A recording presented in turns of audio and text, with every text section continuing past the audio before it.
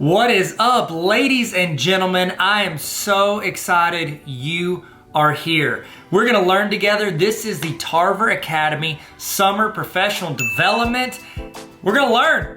Learning's happening. It's going down today. We're about to get started. My name is Tyler. I run Tarver Academy. It's an online resource for teachers and students and educators, and it's a great community where people just get involved and learn and get better. And I throw resources to you guys, throw ideas around. It's just a lot of fun.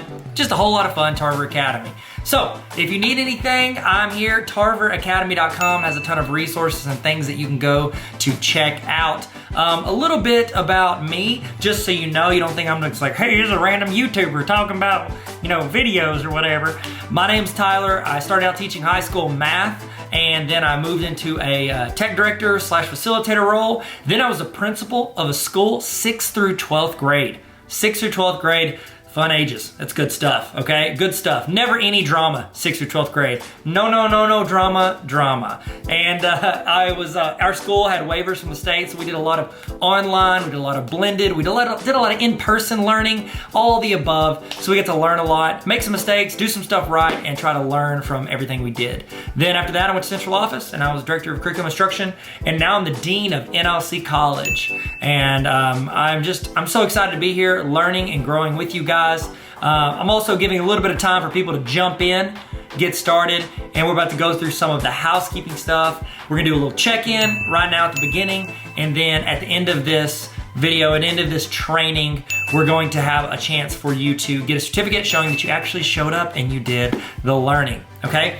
I think that this training and the other trainings that you are gonna get the chance to be a part of this summer are gonna help you grow as an educator. And if you grow as an educator, all it does is help the students and the community that you live in. And so let's try our best to learn something, take something away from this that we can put in our repertoire and get better with. Okay, so the first thing I need you guys to do is I need us to check in, okay? And this check-in, what it does is it timestamps when you are here so that you might not need this later, but if your administrator or whoever comes back and they're like, how do I know you didn't just click to the end?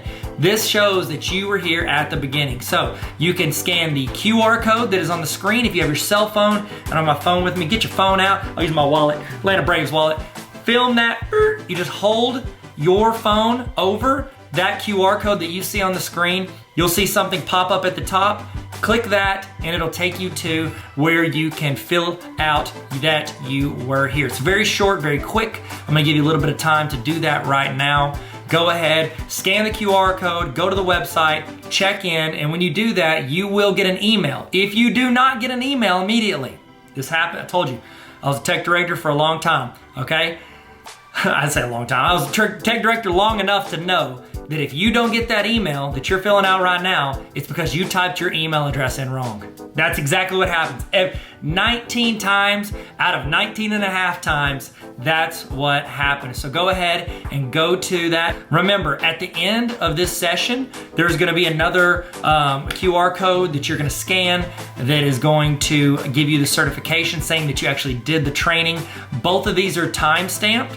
So if your administrator or whoever's in charge of PD for your district wants to see that and be like, how do I know you did this? You've got your check-in email that is time-stamped by me, not by you. It's into a PDF or it's into that email. And then you will also have the timestamp on your certificate showing that you did this. Okay, so hopefully everybody is getting that done. Okay, giving you a little bit of time. If you have any trouble, just keep trying because I think it's pretty important to get that logged in.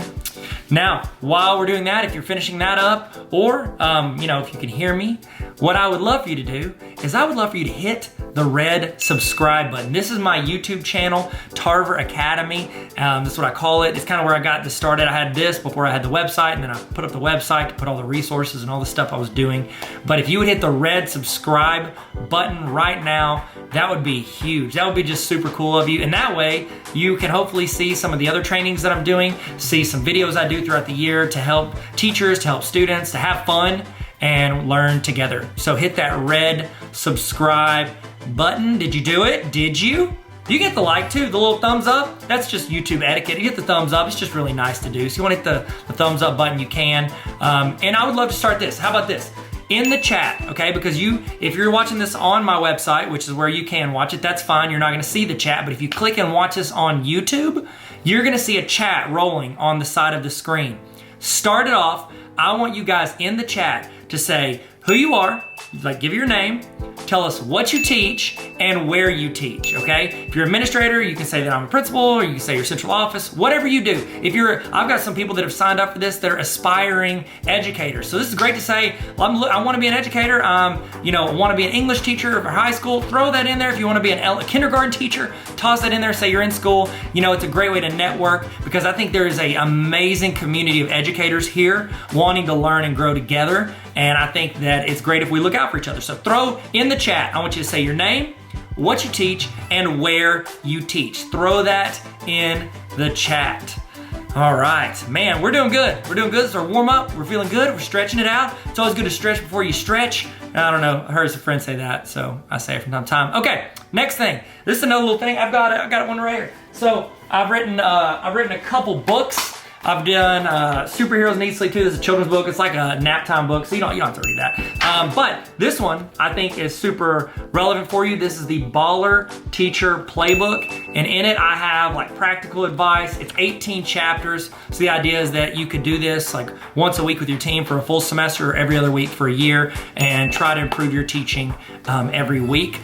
I'm not doing this to sell it to you. I'm doing this to say I'm giving some of these away all summer to people that are participating in this. So if you want a chance to win one of these, or I think I probably got some other educator books. If you're like, I don't really want your book, Tyler, I got a ton of educator books. I'll send them to you. All you got to do, follow me on Instagram at Tyler Tarver. Follow me at Tyler Tarver on Instagram, and I'm gonna be giving these out throughout the summer. You might be the person I give it to. So follow me on Instagram, and then throw something in your Instagram story if you want, just to increase your chances of me seeing it. So I'm just gonna be clicking through. I see people follow on Instagram. I'm gonna throw out stuff to them. So random people will get it. You might not, but you won't if you don't. So there we go. Y'all feeling good? Does everybody feel good? Everybody throw in the chat who they are, where they teach, what they teach. Okay, so to explain also what this is, you are watching, this is a live broadcast. So this is going as a YouTube premiere or a full-on live video. So one of the two. Either way, that chat is happening live. Everybody that jumps into this video at any point is gonna be watching it at the same time as you. So it's great to get in the chat and talk, discuss, ask questions, give input. If we ask a question in the video, you can type it in your notes, but you can also type it in the chat. You can copy paste from the chat. It's a great way for you to be a part of this live broadcast, okay? So if you have a Google Notes, if you have a notes document, if you wanna take notes by hand, I've got a template for notes if you want. It sent it to you whenever you filled out your email. It should have been on that page whenever you did your check-in at the beginning. If not, it's on like every PD page. I have my website, tarveracademy.com. Click on PD and you get a free notes template, or you can take notes in your own doc. However you want to do it, take notes, write down stuff that's relevant to you, and copy paste stuff that people put in the chat. There's gonna be people in the chat that are way smarter than me. And so I'd love for you to copy paste that into the notes, and you can take that and make your teaching game elevate. So next thing, while we're getting logged in, people are still jumping in here. They're still jumping in the video, giving you a few minutes to do that. We're also, if you want to watch these videos, because after this ends, it's going to be gone off of here. However, I'm going to be putting all of these trainings, all like 30 something trainings. I think it's over like 120 hours worth of trainings. I'm putting all of that for people that join what I call the Tarver Academy Honor Roll. It's a small group of educators who are trying to get better every week, and I send out weekly emails during the school year to where you're getting templates, you're getting resources, back to school starter kits, you're getting templates for Google Forms, trainings, PDs, tons of stuff every single week delivered to your inbox, and also you have access to all of these trainings. That is available if you go to tarveracademy.com/honor roll if you want to. I think it's a great decision. I think it's a great decision. Nobody's in here. Who am I talking to? I'm not talking to anybody. Okay, y'all feel good? Y'all ready to start? Y'all feel good? This is a little warm up. We'll explain what's going on. Everybody feel good? 1 to 10. Put in the chat how you feel today. Or give me this, how about this? Give me an emoji of how you're feeling today. That'd be better, 1 to 10, or give me an emoji. I'd love to see it. Or just give me a word. You're like, I don't want to do an emoji. Give me a word. How you feeling today? And let's get rolling. Remember, input in the chat, take notes, learn, grow. Welcome to the best professional development that you're gonna do. Not guaranteed, but it's an opinion, but it's also true, but it might be biased, but it's gonna be a great summer. It's gonna be a great training. Hope you guys learn something. Hope this adds you value that you can then bring to your students and make your school, your community, yourself better in some way. Guys, we're about to get started. Y'all excited? Y'all ready? We're about to do this. Let's get ready to learn and have fun. Tarver Academy. Let's go. Let's go. Hit it. Let's go. What is up, everybody? I'm so excited for this session. This is a session that I've been wanting to do for a long time. I plan on making some little videos, but I thought, you know what?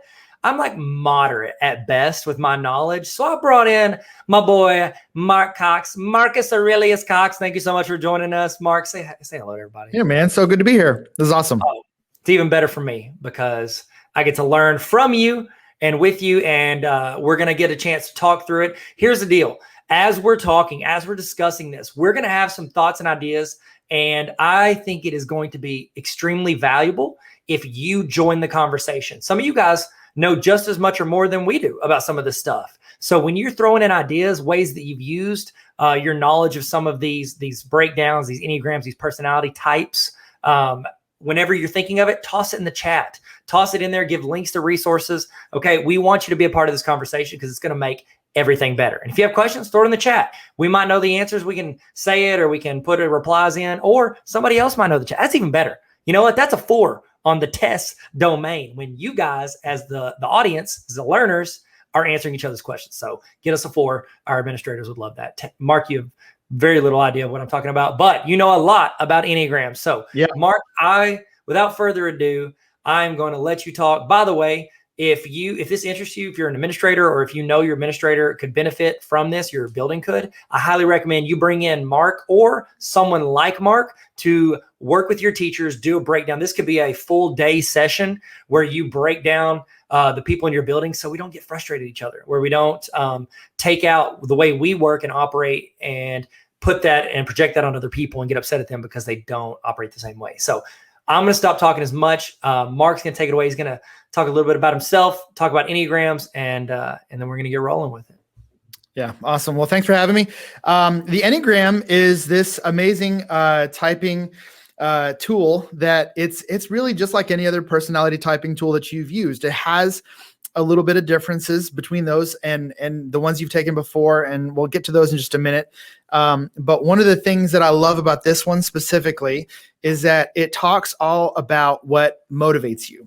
And so the Enneagram is called the Enneagram because it literally, the word Enneagram means 9-shaped figure. And so there's 9 types. None of them are better than the other. They're all equal in value. There's nothing, there's no hierarchy. It's not like a 1 is better than a 2 or a 9 is better than an 8. The truth is that it's just 9 different ways of seeing the world. Now, if I can just give you a little bit of context for where it came from, what it is, what it intends to do, what it doesn't intend to do. It has its roots in the last few centuries, and we don't necessarily know where it came from. I think all Enneagram experts will tell you it's not necessarily scientific, and if that throws you off, I get it. But the thing about this is that what countless educators have found is that this is bringing a lot of language for ways of being and ways of making it in the world that we have not seen before. And so, yeah, there's the 9 types as you're looking at them. And here's what's interesting is that each of these 9 types really has a specific focus that goes all the way back to a way that children coped with the world, the way that they dealt with the world. So whether that's trauma or whether it's the way they grew up in a family, whether it's the way that they walked through a move or relationships, there's a way that children go about coping that begins to start to firm up their personality. And as you well know, you're the lump sum of the things that you've experienced in this world, and you've learned to cope in a certain kind of way that may be different than others. And that is kind of the basis for what's happening with the Enneagram. And so, like I said, there's 9 different types. We want to just kind of intro them really quickly. And so just the first one, number 1, remember, not better than anyone else, is the reformer or the perfectionist. Perfectionist is what I like to call it, a perfectionist, because I have a friend who's the one that I work with, and he kind of loves and hates the terminology. So I use perfectionist, but I think that encompasses it better for me. So we'll use perfectionist going on from here, but reformer, a lot of these have a couple different names, right, man? Right. And so the perfectionist is motivated by a need to make things right, to fix things. And what they would probably tell you is that they know the exact way to load the dishwasher. They're the kind of people that are yelling at you in traffic if you're driving slow in the left lane. They know how to, like if you're coloring and you don't color inside the lines, they're going to come and fix it for you. They're going to show you how to do that. So that's number 1, the perfectionist. Number 2 is the helper, and they're motivated by a need to help everyone around them. They're very compassionate. They're very empathetic. And the truth is that these helpers are really known for pouring out. Kind of the back end of that is that they're usually looking for reciprocation, but they won't verbalize it. And so that's a helper. And we'll dive in more to that as well. 3 is the achiever. And the achiever is the dude that shows up at a party in the Lamborghini. He's going to tell you how much he makes. He's going to tell you how his sales are doing. This is also called the performer. And this person is motivated by a need to be successful. Or another way to put it would be to avoid being a failure or even appearing like a failure. So when they show up at a party, they are the life of the party, and they are looking around to figure out who it is that they can make a sell to, they can promo, they can invite someone to something. So they're motivated by a need to succeed.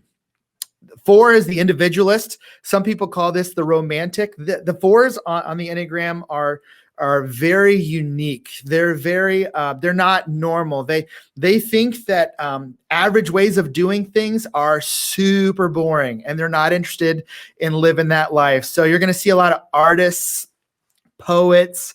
You're going to see a lot of movie directors and sound designers involved in this, because their goal is to be unique. A lot of times they embrace melancholy. They're very comfortable with like melancholy, sadness, those kinds of emotions. They would think people that are always happy are the biggest fakes in the planet. And so they are motivated by a need to be different. 5s are the investigators. And the investigators are very interesting. They're very to themselves. Okay, so they're going to be introverts. They're going to spend a lot of time at home. They're not going to talk to you about their lives almost at all. They do not like to share. They like to learn. Okay, so they are motivated by a need to learn so that they can live a quiet, private life without needing anything from anyone. And so we'll talk a little bit more about them in a little bit. 6 is the loyalist. 6 is unique because there's actually 2 forms of 6s. But the loyalists are the ones who are the glue. They're holding us together. They're actually motivated by fear. And so there's like I said, there's 2 kinds of 6s. There's a phobic 6, which a phobic 6 is someone who is afraid of authority, and so they just submit. And so they're going to do whatever the boss says, whatever the teacher says, whatever the authority structure says. They're going to place a lot of faith in kind of those systems of government and school and just the way society's supposed to work. The other kind of 6 is a counterphobic 6. And they are going to be against forms of authority. And they're going to be someone who's always wondering what's behind the motivations of those in authority. And so they are not going to just willingly place their place themselves at the feet of authority. So that's interesting. The Loyalist, they're quite honestly, they're like the most common number. I think it's been said by a lot of Enneagram coaches that 6s are like make up 50% of the population, and they are the glue that's holding us together. They are the loyal family member, they're keeping us all alive. Yeah, and I know you're going to talk about the other stuff as well, but I know that we did where I work, we did a DISC profile, DISC, and this is like the S, and that I always think the safety, security. They want what's they don't want to change. They don't like change, and it talks about how. I remember in that it's like 70% of the population is an S, so it's very similar how this hits, whether you've done some of these other personality tests, but it's like that is a majority of the population. It's a majority of, even educators. Like we all know educators that don't want things to change every year. They don't want to keep they know students are changing class every class period, but they don't want to change their curriculum for a decade. So we know a lot of these people. This can be a majority of the people that you meet. So it's interesting that the correlations happen. It's not like, oh, here's a random personality test. And exactly. Well, to your point, what's interesting about all those personality tests is that I think that there's overlap in all of them. So I've taken Myers-Briggs, I've taken DISC, I've taken Strength Finders. I've taken the True Colors one. I don't know if that's familiar. True color shining through. It's not even a real personality test. I just threw that in so you could sing for us. That's Thank great. you. I appreciate it. Looking forward to Small Town Girl whenever you talk about that test, because I've got a good line for it. The journey test. So what's interesting about that, and specifically with Strength Finder, okay? So let me just go ahead and give you a quick heads up. I'm a 9 on the Enneagram, and I'll talk more about that later. But as I study the Enneagram, I found that a lot of my 5 themes of talent on the Strength Finder line up exactly with the Enneagram 9 Peacemaker. And so it's very, very interesting. In fact, one of my 5 was actually harmony.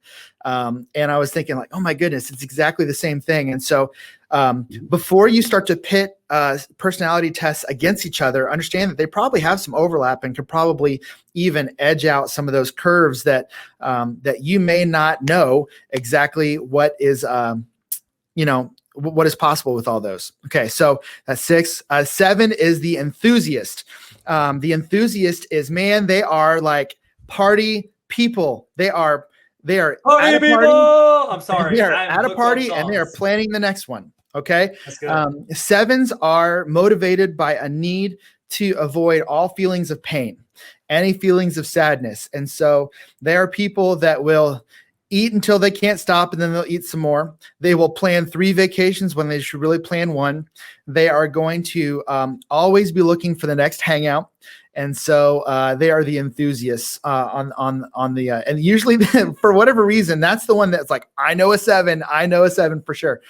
8 is the challenger, and the challenger is motivated by a need to be in control of their environment, or at least not be controlled by someone else or something else. And so these are the people that walk in a room and there's a lot of bravado. Everyone knows when they walk in. And so the challengers, a lot of times, this relates a lot to the D for me on the DISC profile. And so a lot of times these show up as bosses. Tyler and I talked, we think that a lot of 1s, 3s, and 8s are bosses. Not to say that, you can't have, others on the list there, but that typically shows up on leaders, Enneagram types. Yeah. When you see principals, if there's any principals watching, or if you're watching or listening as we go through these, I would assume that a good portion of y'all's administrators at your schools, whether the principals or superintendents or anybody else, you're going to see a lot of 1s, 3s, and 8s. You're going to get the perfectionist, reformer. Those are probably the ones that have planned out the agenda for every teaching, like every faculty meeting for the whole year before, August. Achiever's the one that keeps adding stuff to the building, keeps throwing stuff like, hey, let's try this. Let's do this. Let's add this. You might get some 7s, I think, as a principal. They like to have events and stuff. Maybe it's probably an 8-wing 7, which we'll talk about later. But 8s, they like to control, like you said, control the environment. And so I'd say probably most of the administrators I've met at different education things are 3s and 8s. That's the most of them. And ones, 3s, and 8s operate completely differently. Sometimes they can look like each other, but their motivations are completely different. So that's good. We're going to get into that. I'm excited. Last but not least, the 9 is the Peacemaker. And so the Peacemaker is not just someone who walks around trying to make peace, but they are actually people who are avoiding conflict at all cost. And so that is me. I can tell you that, and we'll dive deep into this, and you'll get like my own, case study on this one. But I remember growing up feeling like, why is everyone else able to handle all this conflict, and I'm like this baby that can't handle it? And it's really not about being mature or immature. It has everything to do with how you're wired. And so the Peacemaker, the 9. So let me repeat, none of these are more important than another, but I have heard a lot of Enneagram coaches point to the fact that the 9 is on top of the circle and say that they can see the world through everyone else's lens because they're kind of at the top. They've got that high view. But 9s it's very difficult for 9s to see it through their own lens. And we'll get more into that in a while. That's good. That's good. Okay, so we've gone through, we've hit the introduction of each of these. This is what I would love for you to do. A lot of you guys, you've taken Enneagram tests on the internet. You've done it. If you did it through our site, we linked on Tarver Academy for this PD. I linked to where you could take it beforehand, which is fine. A lot of people, they'll take it, but then honestly, you could probably sit here and look at this and be like, whenever Mark was going through all of those, you're probably like, oh, wow, that sounds exactly like me. Like, I think that in my head. So it's like a lot of times you can self-diagnose just from looking at some of these features. And if you step back and also ask some close friends, if you have any close friends that are observing and they're watching this with you, say you're watching as a group, or you can, they're watching at home or at their house, you can text them, be like, which one do you think I am? They'll probably narrow it down to 1 or 2. And also, as we do this, we're going to talk about for administrators, we're going to talk about for you, for coworkers, for students, but also I do this with my kids. Like I got 3 kids and I'm sitting here thinking like, again, as they're young, I think they're still like, they'll probably transition a lot between them, but I can tell I've got a couple that really have some of these personality traits, and it helps me understand how to communicate with them. So I think it's going to be helpful as we go through these and we start breaking these down. Think through that mentality. What I want you to do right now is in the chat, tell us which Enneagram number you are. Which Enneagram number are you? Say it right now. And then here's the thing. As you guys are saying it, you're tossing your Enneagram in the chat. What number are you? When we get to those numbers, this is where you give input. You're like, hey, you talked about, with a 3, I feel like I don't want to ever, like I'm going to skirt blame or skirt failure. I feel that way. This is what I do to overcome that, or this is where I struggle with that.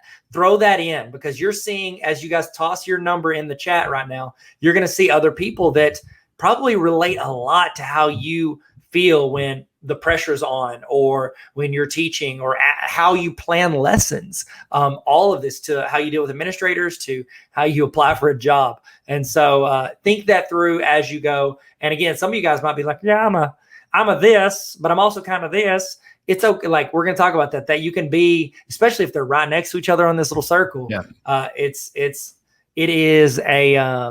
It is common for that. I'll go ahead and say mine. Yeah. Is that cool? You said yours is a 9, right? Yeah. So can I say mine, Mark? Absolutely. Is that okay? I'm not a 9. I'm sorry, man. I want to be a 9. You seem very kind, and I like you a lot more than I like myself. That's a true story. I am actually, and again, we're going to talk about this. I'm a 3 wing 2.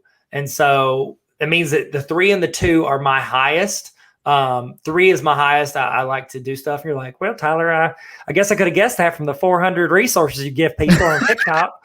Yeah, I know. Okay. I get it. So I like to do stuff. I like to make stuff. I like to create stuff and build stuff. Like it's one of the things I feel I get the most energy from. And it's not that I can't like be a peacemaker. I don't want to, I'm an enthusiast. A lot of people think I'm an enthusiast because I have to like stand on stage. I'm trying to hype people up. Like I'll do that. I don't mind it. But a 3 is where I just like, I like to do stuff and create things. And 2 is like really close. And so what I always joke about in rooms whenever I talk about Enneagram stuff is I'm like, I want to make you, because helpers, like my second one, I'm like, I want to help you be the best you can. I just want to be a little bit better. it's like, I want you to be great as you can be, and I'll help you get there. I just want you to know that I'm just going to do a little bit better. And so, which is annoying, and I get it. But if I was a 2-wing 3, everything would be fine. I'd be helping everybody, and I'd be like, yeah, no, I'm just kidding. I like people to exceed me in everything I do. I try to do that with every job I've left. I'm like, I want this to be better for the next person. But that's mine. That's mine, Mark. Diagnose me. So here's what's great about that. And so you dove into the wings. So the wings, I've heard different people say this, that have taken the Enneagram test. So a couple things just about, as we're still kind of introing the Enneagram. First of all, if you haven't taken it, so I've got this book here by Riso and Hudson. This is like one of the people that I learned the Enneagram from. Okay, so this is The Wisdom of the Enneagram by Riso and Hudson. And they have a test. So I'm not sure which one is linked, but RHETI.com, I believe it's the Riso Hudson Enneagram. Hey, say it again, spell it again. RHETI. It's RHETI, I believe .com. Anyway, that's the one I've taken. I think it costs $12, $20. I can't remember. That's the one that I have found to be the absolute best. Tyler's fact checking it for me because he's smart. Thank you. So that is the one. I've seen some people take some free Enneagram tests, and I'm telling you, it doesn't usually end well. So there's two ways. And so like Tyler said, now I just want to recap because this is important. Some people take a test and they just run with the results and don't talk to anybody. Dialogue is like one of the best ways to discover this. One of the ways, as you're trying to discover your Enneagram number, if you've never done this before, don't feel left out if you don't know exactly which one you are. That is 100% okay. There it is.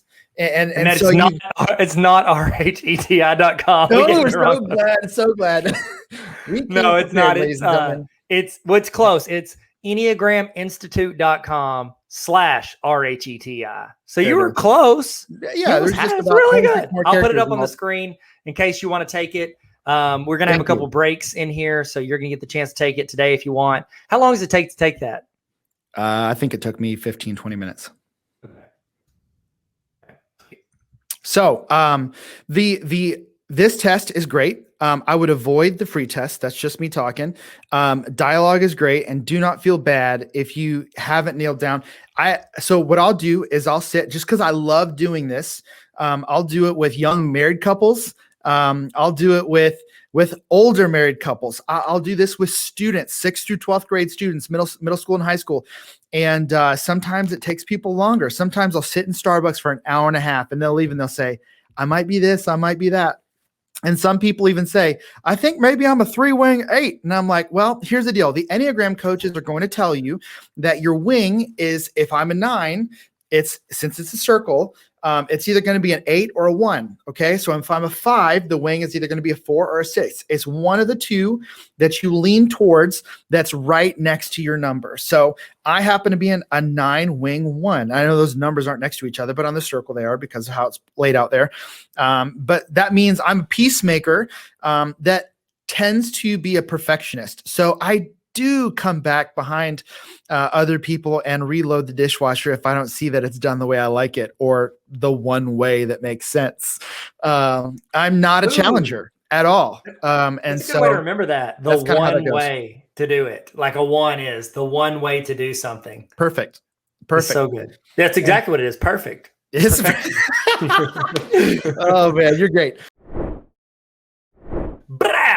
Let's go. See what I did there? Okay, I'm going to get rid of the picture if that's okay, because this can be all Mark. Let's go. So here's what we're going to do. I'm going to read some statements. Okay, this is what it's like to be a 1. Okay, so you might find yourself in one of these, and you're gonna. I mean, if you have not taken this test yet, just understand you're going to have to listen to all of them because you're going to be like, oh, I feel like a little bit of 1. Oh, I feel like a little bit of 3. So just kind of, sit back and listen.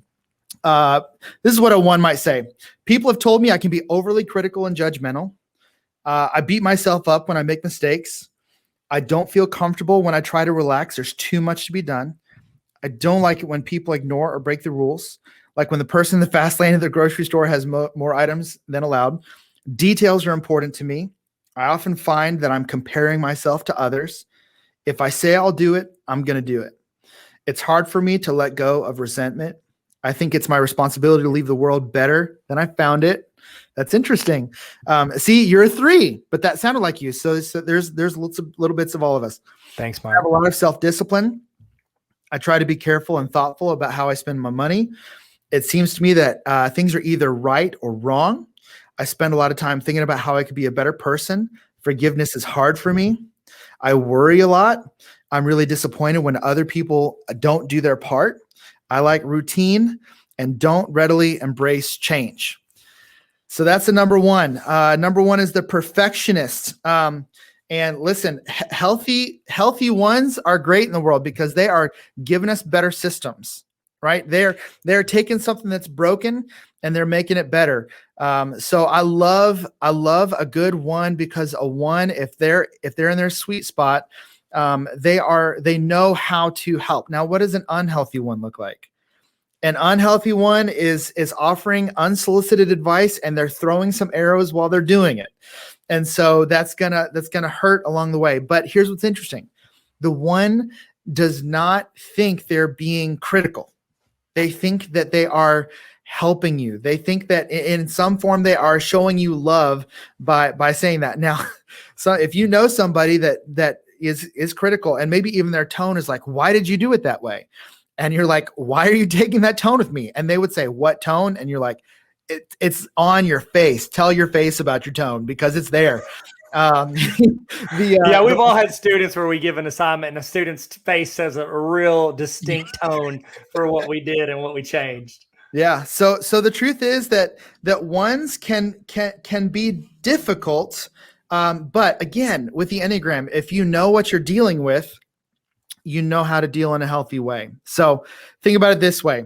If you're a 1, then you might be able to bring healthy change to a student's life by giving them one little tweak. Now, you understand that maybe the truth is that student isn't ready for it. So as a 1, you need to find healthy ways to help people perfect what they're doing.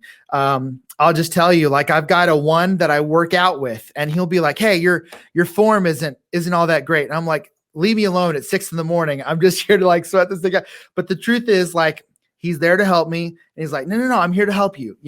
And so if the people are ready to receive it, it's growth, And so you be healthy, you help them be healthy.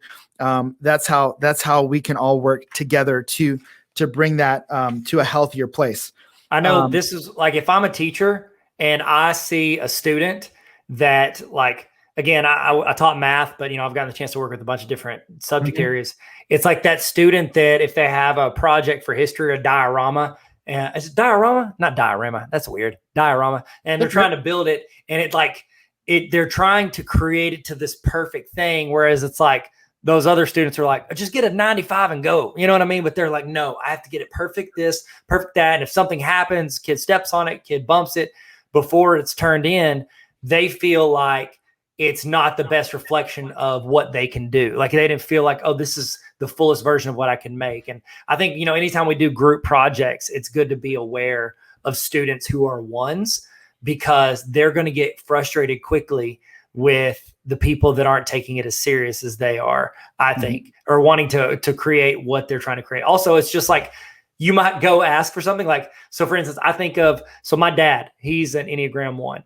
And we asked, hey, Dad, we want you to make a little picnic table for our kids. Like, oh, he's like, okay. He gets it. He goes to make it. And it ends up being like, it looks like I bought Home Depot and put it into a picnic table. Like, he built it, and then he was like concerned about safety security. So he put extra legs on it. It's like in Avengers Endgame, when he goes, put in kill mode, and it puts out like 4 different legs. That's the picnic table, because it needs to touch the ground at 14 different places so that my kids, like, it has to be perfect for those kids. And so we were just like, okay, great. It looks weird, but we love it. Thank you. So I like that. I like that. Yeah. I love a good end game reference too. Thanks, man. I'll try to bring it. It's inevitable, really. Yeah. There's more. I know there's more in you. So ones, if you think about a healthy 1, I think of Atticus Finch. in To Kill a Mockingbird. And you got to think about how I'm sure, that a lot of us grew up reading that in school. The fact is he took on a case. He's a lawyer in this southern town, and he's having to defend a man who's innocent, but that the whole town thinks is guilty. And he knows he's innocent, and he knows that there's other things at play with why this person is on trial. And there's a moment where he's talking to his daughter Scout, and he's essentially like, I understand that this may look crazy to you that I'm taking on this case, but I know what's happening is wrong, and I need to pursue justice for this man. And if you've ever read the book or seen the movie, there's a scene at the end where it gets me every time, because he stood up for what he believed in, and his kids saw that, and the community saw that. And so a lot of time there's justice in there. And so there's something that they're fighting for. They're not just trying to tell you did it wrong. They are legitimately trying to make it better. Do you know any ones that are in the school district, that you've dealt with? Oh yeah. And I think, okay, so 1s and 5s, I feel like I get mixed up a lot. And so you can tell me if, like, Tyler, you're way off, but there's an administrator I've worked with, and he's very much like, don't throw anything on him last minute. He doesn't like to wing it. He doesn't like to, that's 1, right? Not the 5. Okay. Cause you were describing the 5. I was like, maybe it's a 5, but it's like, if you're going to plan anything, he needs to know 3 weeks in advance. And in his schedule, if he has, this is the meeting date, he's going to have like a 1.5 hour meeting prep time built into his calendar to get ready for that. So he comes in with the fullest amount of knowledge he has. And it's like the first time, because I'm very much like, we'll figure it out as we go. Here we go, walking on stage. You know what I mean? So it's like, I'm very much a wing it kind of guy. And the first time we were going to present together, he got frustrated with me because he was like, well, what are you going to talk about it? Because I was like, well, we'll just go back and forth on this. He's like, yeah, but what do your slides look like? Or what are you going to talk about? I was like, well, I mean, I haven't made slides yet. I'll just kind of roll with whatever. He's like, but then we're just going to say the same thing. I was like, no, I'm not just going to repeat what you say. And he's like, he's trying to plan it out because he wants it to roll out a certain way and get across certain things. And me, I'm like, bro, that's overkill. But in his mind, that's how he's going to be the best. And then when I really reflect, I'm like, you know what, if I prepared like that, I bet it'd be a lot better if I actually did what he did and went to the extent he had to make things of the utmost excellence. Yeah. So I don't know. I think that, ones do it. You're exactly right. When we can learn from each other that way, that's why we can learn from ones, and they're there to help us. In fact, if you ask a 1, how would you think I would do this? Oh my goodness. If you ask a 1 coworker or boss, hey, I'm struggling with this process, with this system, I'm wanting to create this thing and I'm kind of hitting a brick wall, would you just help me kind of whiteboard this thing through? They're going to give you step by step, and it's going to be better than you would have if you would have invented the wheel yourself. And so they're terrified of making mistakes. They're there to get the job done, and they're there to add value. Now, if you're the person who likes to wing it, and you've got a boss who's a 1, my goodness, that could be difficult. You're going to have to learn how to speak their language. Like you said, you had that administrator that was a 1, and you go on stage together, and it's possible that administrator could go home and think, man, this person is unprofessional. They're unprepared. And the truth is, your personality lends towards no, I've done my work. I just need to go up there and get the job done. And so the truth is, working together might mean that you guys have to have some dialogue about how that's going to go. You may have to do something kind of against the grain for you in order to kind of show value to that administrator who's a 1, because they like processes, they like systems, they like steps and checklists. And if you don't appear to have checked off the checklist, it can look like willy-nilly, and that may look unprepared. Yep. What about students who are 1s? Okay, so I was thinking through this. I was like, okay, what would be the best thing I can do as an educator if I have a student who's a 1? I think you give them enough prep time to get ready for whatever it is they need to. Pop quizzes, probably not going to be excited about it. So if you see a kid stressing out or sweat, I've seen kids sweat or stress, or they're chewing on their pencil, they're super stressed because they didn't get to prepare for this. And they know they could be better. They could be perfect if they had time to get ready. They had an on-ramp to do this. And so I think That's a good that, question. go ahead. Sorry, let me ask you a question real quick. So no pop quizzes for number ones. Is there a sense in which maybe that if we teach them like, hey, there's going to be pop quizzes in life, like sometimes you've got to throw it at them, or are we saying like no pop quizzes? That's a good question. I think that also that depends on the students. And it's like you said, healthy and unhealthy. You know, if there's a student that allows this to hit them and take over their emotions, which kids I think are more prone to letting it hit their emotions. You know, they haven't had the reps of like, oh, I've been surprised by this. Because in life, you're going to be surprised by stuff all the time. And you're not going to be able to be fully prepared. But you have to figure out, how do I cope with that? I know some ones that I've worked with, whenever they get thrown off guard, they clam up. They just sit there and they stare, and they're just like, they want to hear everybody else say everything before they ever want to respond or think. And it's because, and you can see that with students too. It's like, if you throw something at students or you shift what you're teaching abruptly and you don't give them context for what's going on, it's like, whereas, some personality types, they might just like be okay with, sifting through the confusion. But if you've got a room just kind of going chaotic, they're not going to be excited. And they're the ones that are going to complain to you when their group isn't doing the work, or whenever they're trying to group projects, man. The one in a group project is probably going to be the one to do the work. At least because I was not the one in my groups in school. And so I never did the work. And someone always did. And I was like, Mom, we got an A on the group project. It was good. It's good. And she's like, you didn't do anything, did you? Yeah. Well, as a 3, I would always just like let them do like all like the grunt work. And then I'd be like, all right, I'm going to go in and flash it up. I'm going to present. I'm going to throw in some gifts, and I'm going to make it a little bit better, and I'm going to take full credit for what you did. I'm just kidding, but kind of serious. You as a teacher, if you're going to be growing in your knowledge of the Enneagram, one of your jobs as an educator is to help these students have language and processes and systems for learning how to be just a healthier student, a healthier human in this world. And so whether it's projects, you're going to be able to help those ones. You're going to be able to speak their language. You're going to start to hear them say like, oh, but my group's not doing this. And you're going to start to pick up on what might be true of them as they are kind of spouting, kind of volcanoing their emotion about what's going on in their group. So a lot of times ones will become administrators. I could see a 1 like being somebody that would thrive in a facilitator role. So, a facilitator, what they do is they don't have students directly in their classroom. They work with the teachers, but I could see where teachers could give like, hey, this is what I'm struggling with. This is what I need. And then the 1 could take that information, go out and then spend 2 weeks building that from the ground up and have like the background and all that. Just don't be like, when they come in and hand you that, hey, here's this, completed project. Oh, thanks. Appreciate it. We'll use it later. Don't do that, because they're thinking, you don't have any idea how many hours I spent making this exactly what you need. And so you probably see them as facilitators, but also if you got a principal that does that and they roll into a faculty meeting and they've been prepping for this faculty meeting and they're wanting to help their teachers, and you're sitting back there just scoffing or like, or you skip it. Oh my goodness. I bet skipping a meeting like that for a 1 would tick them off, because they're like, I just did all this work and you're not even going to show up. Yeah. And so it's like they get ticked about that. So I don't know, what's your advice to educators who, have administrators or even facilitators that happen to be ones?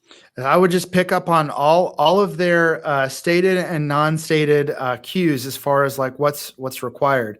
If they ask you to do something, they're not messing around. They expect you to do something. Mark, is it cool if I read? I went and searched some like famous Enneagram 1s. Is it cool if I toss that out? That always helps me. Like you talked about Atticus Finch, and like I think it's always good to throw out people that have been diagnosed as. And again, like you're like, well, that person's like from a long time ago. It's like we're diagnosing them now. So right or not, and this is not me diagnosing them. This is the Google. So Martha Stewart is a 1. Which we can see is like, this perfect little flower is going to go right here. You know what I mean? Martha Stewart is a 1. Ruth Bader Ginsburg, Michelle Obama, Nelson Mandela, Tina Fey. I was caught off guard by that because maybe it's because she's so good at improv. But then again, maybe I would like to see how much she preps for anything that she goes into. Mahatma Gandhi. And then Sully. Remember the airplane dude? Captain Sully Sullenberger. And Steve Jobs. Which, if you've ever read much about Steve Jobs, Like that dude would get ticked if like anybody tried to change anything that he had developed. And it's like Perfectionist, you talk about Apple devices, like that was built on a world of, but here's the deal. It got him to the point where he got kicked out of his own company because he got so focused on him being the only one that's right. And so yeah, a couple more. Al Gore was one, C.S. Lewis, Eleanor Roosevelt, and then just, fan favorite, Natalie Portman. I'm just there you go. Growing up, I was a big Natalie Portman fan. Princess Amidala. Yeah, that's it. Padme Amidala. Little Star Wars prequels action. She was nice. She seemed nice. The one I've heard Dwight Schrute as a one from The Office. I could see that. He always showed up early to water the ferns. So yeah, he was always ahead of game. Processes. So you see it on a serious note. Nelson Mandela, going back to that Atticus Finch like justice element, everything that Nelson Mandela did to bring health. Thinking of everything he did, risking what he risked to bring justice, and so that's awesome. Thank you for sharing those. Good. Yeah, you know what? I'm a helper, I guess you could say. What? Speaking of helper, let's start with number 2. Let's roll into number 2. Now, here's the deal. I'm going to go ahead and say this in the chat. Let me know if you are a helper. If I'm taking a guess, I would say a huge chunk of educators fall into the type 2. They are helpers, because I've sat in hundreds of interviews for educators, and it's like, why do you want to, we always ask the question, like, why do you want to be an educator? What drives you as an educator? And the answer we almost always get is they talk about that aha moment that they see in students' eyes. And it's like, that is essentially, I want to help students understand. I want to help them bridge the gap in their learning. I want to help them be better humans. And so I think that a lot of educators fall into this type, the helper. So, and here's the deal. And the way we do, administrator, I would say that, just because there's so many helpers in education, I'd see there's probably some administrators here that are going to fall into this category as well. So, and again, this is a great one to be, if you're healthy too, like, I think it's a great one to be in education. And I know we're going to get into it some more and you're going to talk about it, but my mom, she's an educator and she's a 2. She's what they like to call a solid 2. Like, she ain't got no wings. She's a penguin, arms tied behind her back. She's a 2 all day, every day. So, all right, Mark, take it away. She's a penguin. I was waiting for your that was good. I like that. No wings. I was going for the no wings. No wings. I like it. Here's what it's like. Say that again. I was gonna say it's like a horse versus a unicorn. Because unicorns, they're just like fancy horses with swords on their heads and wings. You're right. Whereas a horse is just like, I'm just a regular old horse. I ain't got no wings. Yeah. Okay, so here's what it's like to be a 2. When it comes to taking care of others, I don't know how or when to say no. I'm a great listener, and I remember the stories that make up people's lives. I'm anxious to overcome misunderstandings in a relationship. I feel drawn to influential or powerful people. People think I'm psychic because I usually know what people need or want. Even people I don't know well share deep stuff about their lives with me. It seems like people who love me should already know what I need. There's kind of the other end of it. I need to be acknowledged and appreciated for my contributions. I'm more comfortable giving than receiving. I like my home to feel like a safe and welcoming place for family and others. I care a great deal about what people think of me. I want other people to think I love everyone, even though I don't. I like it when people who love me do something unexpected for me. Lots of people ask me for help, and it makes me feel valuable. When people ask me what I need, I have no idea how to answer. When I'm tired, I often feel like people take me for granted. People say my emotions can feel over the top. I feel angry and conflicted when my needs conflict with others. Sometimes it's hard for me to watch movies because I find it almost unbearable to see people suffer. And then last, I worry a lot about being forgiven when I make mistakes. So twos are the helpers, and they are out to help. And the goal is that they are going to be people who help and help and help. You heard kind of the verbiage in there. They don't know when to stop. They are really, really empathetic. They know your needs before you know them. And so they want to be appreciated, though. So there is usually within twos, they are wanting to feel love by having that help reciprocated, but they're not going to tell you that.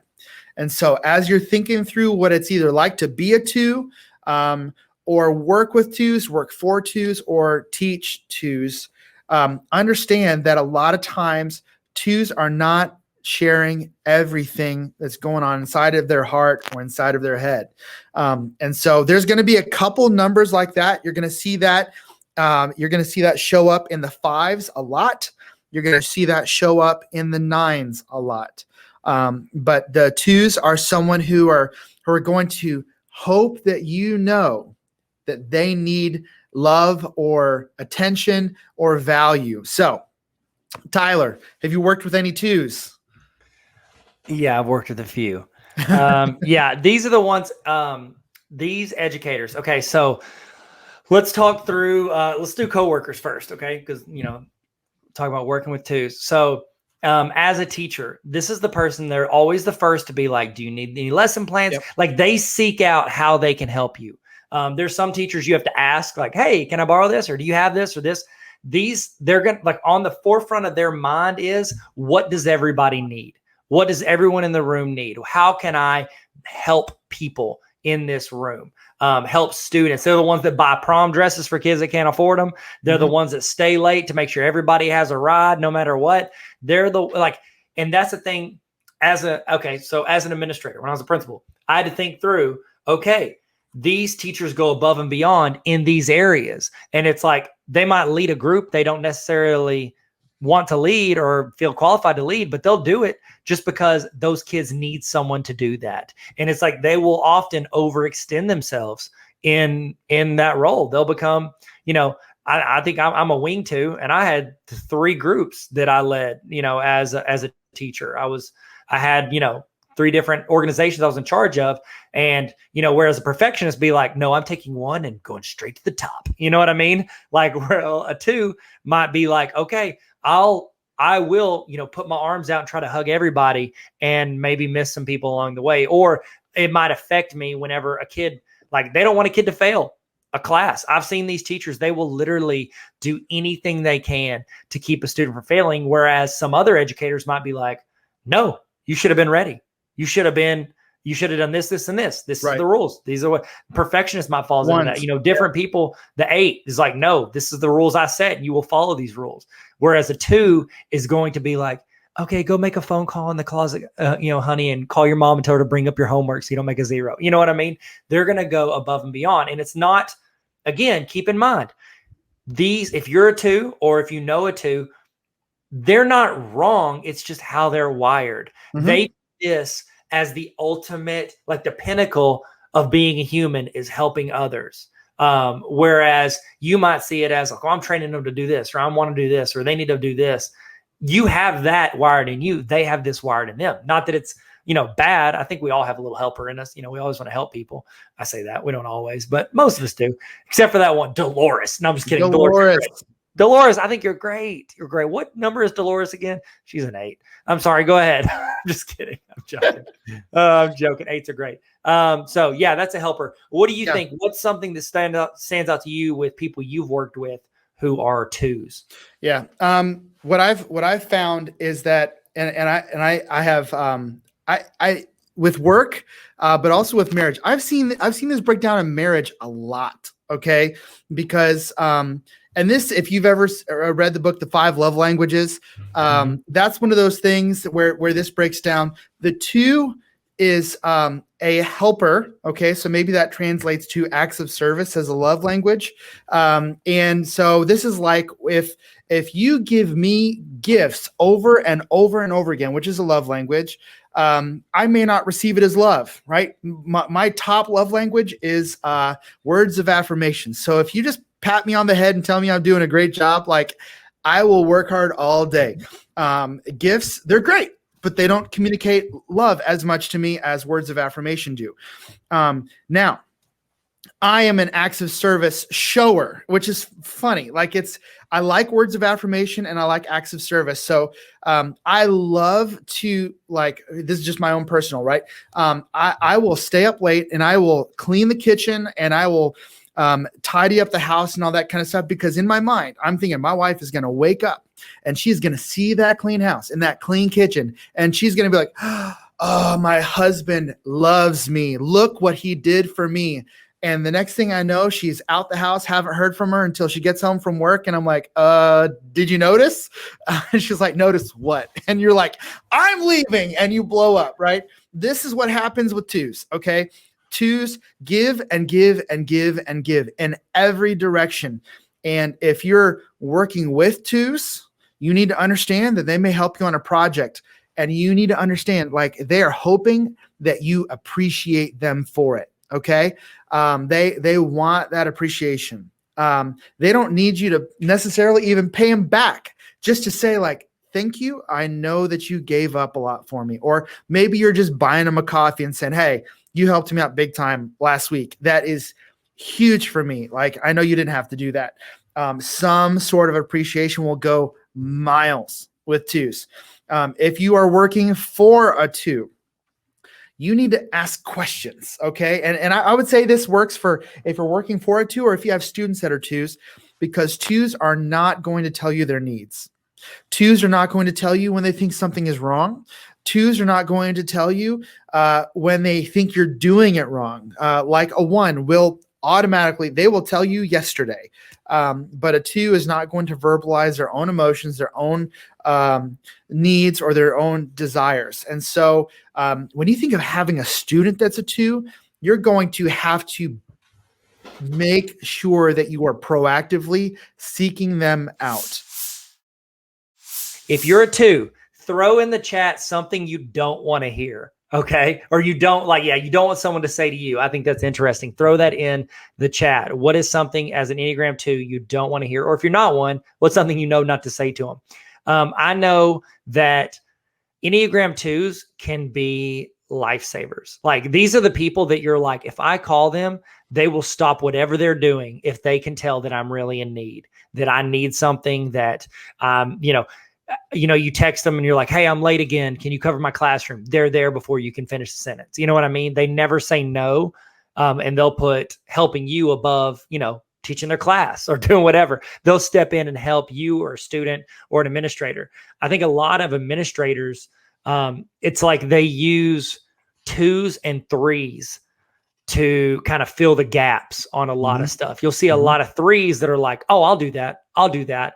And a two will almost give it a minute and nobody volunteers. And they'll say, okay, yeah, I'll do that for you. It's like the threes jump at it because they want it. They want either the recognition or they want the challenge. Whereas a two will be like, oh, there's a need here. I'll fill that. So, and again, I'm a 3-wing two. So I guess I do pause. I'll take it. Yeah. No, you need help. so yeah. Twos are some of the best people on the planet. And they just don't know how to be healthy. And I want to make sure this is clear. As to talk about all the numbers, sometimes as we learn about the Enneagram, we can tend to caricaturize or make someone a cartoon by their weaknesses. And by no means do we say that all twos are, this thing. The unhealthy twos are not aware of their own emotions. Yeah. Healthy twos know how to express those emotions. So healthy twos, we talked about those strength and security numbers. A strength for a two is to look a lot like a 4 who's able to verbalize, I don't love everybody.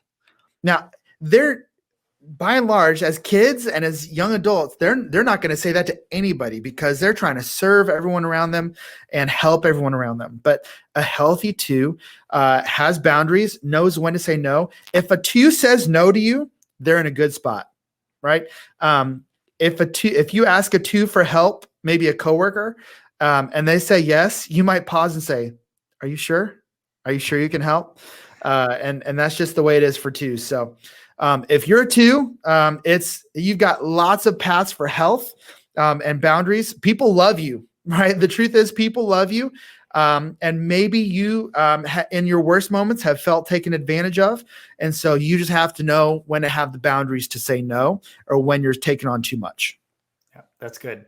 So I think it's fun. Let's do a few famous twos. Yeah. If you want to throw a guess in the chat of anybody you think is a two, throw it out there after talking about this. And I mean, don't talk about your coworkers. They might not like that. But, throw in a famous two that's probably not your coworker. So Dolly Parton, and I know she does a ton of stuff with charity. She does children's books. Like, you can tell with a lot of stuff she does. She's a two. Mother Teresa, don't think any of us had a doubt about that one. Yeah, that's my famous number two. Yeah, Mother one of the number twos. Question. Did they call her kid Daughter Teresa? Like, hey, it's Daughter Teresa. I was like, Mother Teresa, Daughter Teresa. I'm Husband Teresa. What? Okay. Nancy Reagan, Jimmy Carter, Desmond Tutu. I use some of his quotes for quote of the day. Rock the quote. What's up? Link in bio. No, I'm just kidding. I don't know why I say subscribe. Celine Dion. Do you believe? Hey, Mark, give me your best Celine. What makes her a number two? I don't know. I love that. Helping us with their beautiful music. Helping us with their beautiful music. Do you believe? Maya Angelou. Is it Angelou or Angelo? Angelo. Man. Okay. You can make fun of us in the comments. Actually, kindly correct us. Could a two kindly help us in the comments on how to pronounce our name correctly? And then I don't know if you've seen this movie, Mr. Rogers. Mr. Rogers. Yeah. Man, he is like the healthiest too, right? He is like the pinnacle. He is so good. Man, that movie made me just be like, okay, I'm going to go back and watch. I actually incorporated something he did back when he used to speak. I incorporated that into one of my keynote talk that I do. And so it's like one of my favorite parts now. And I stole it from Mr. Rogers. I give him credit probably. That's a good one. Yeah, that's a perfect one. Yeah. And it's here. I'll just go ahead and say it. This is what he did. And it kind of encapsulates it too. So when he would spoiler alert, if you give me for a keynote, I'm going to do this at the end. He, at the end of his talks, actually, I got it from, I have his book. It's becoming, I'll show you. Is it okay? May I show you, Mark? Absolutely. Is it okay with you? Okay. So actually, didn't even get it from Mr. Rogers. I got it from this book, which I highly recommend, Becoming Better Grown-Ups. The guy that did Kid President, Kid President's his nephew, and then him and Kid President did all that stuff.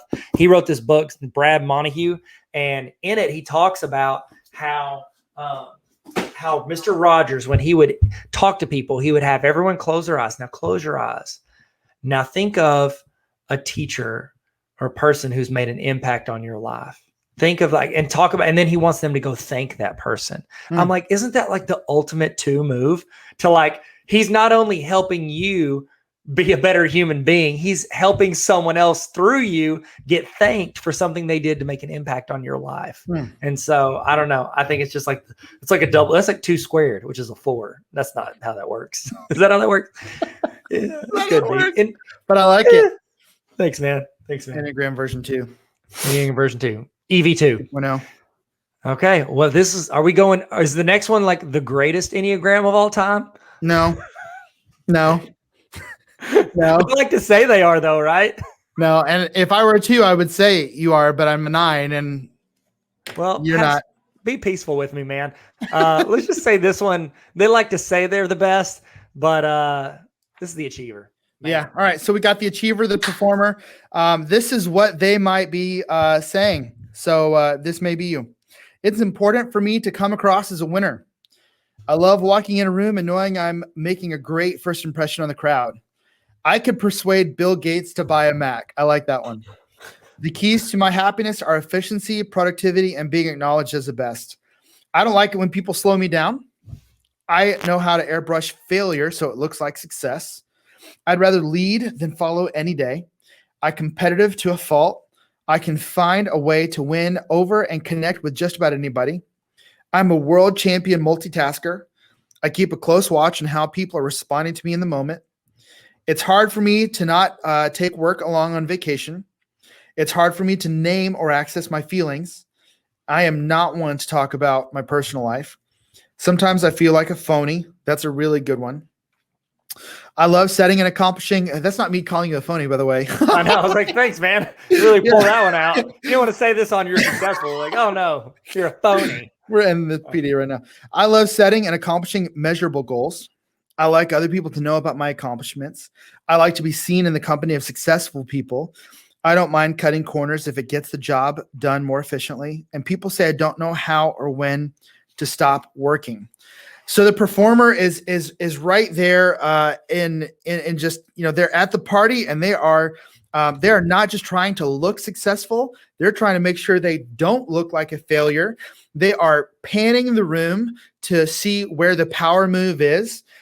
So if they end up in a conversation with you and you are not the person that they are finding great interest or challenge in, or a sales opportunity or some kind of promo, they are eyeing, they're like, yeah, they're having a conversation with you, and they've got 30 seconds left, and they're jetting, and they're going to find someone else. This person in health is someone who knows how to set healthy goals. So this is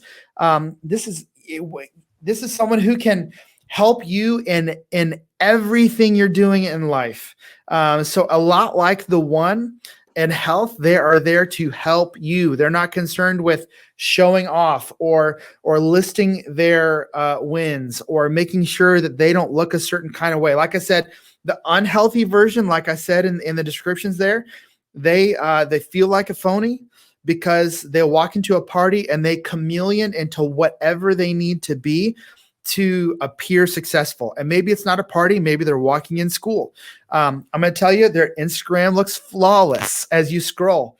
They are not going to take a picture of their kid crying. They're going to see that. Are you saying your Instagram is not flawless, Tyler? No, dude, have you seen my Instagram? Everything is a video from like the worst angle ever. It's like, here's my neck. I'm like, hey guys, maybe what's that's up? because Like, you're healthy and you don't have to appear perfect. Oh, thanks, man. There you go. See, thanks again, we caricature these numbers, and this is the way I read the Enneagram for such a long time. I'm like, well, I'm definitely not a 2 because I'm not blah, blah, blah, blah, blah. And they're like, well, a healthy 2 wouldn't do that. I'm like, good point. Okay. So we're not going to characterize 2s or 3s. So yeah, a healthy 3 is someone who can really be helpful because they are not concerned with themselves. They're concerned with others and helping them be successful as well. But they have a really hard time finding out exactly who they want to be because they're so busy putting on a front. So they're going to wear a lot of costumes to fit whatever mold they need to fit. They're going to put on a lot of masks and a lot of different faces to make sure that they're not going to let you see them bleed. And so let's talk about what it's like to be a 3 as a teacher.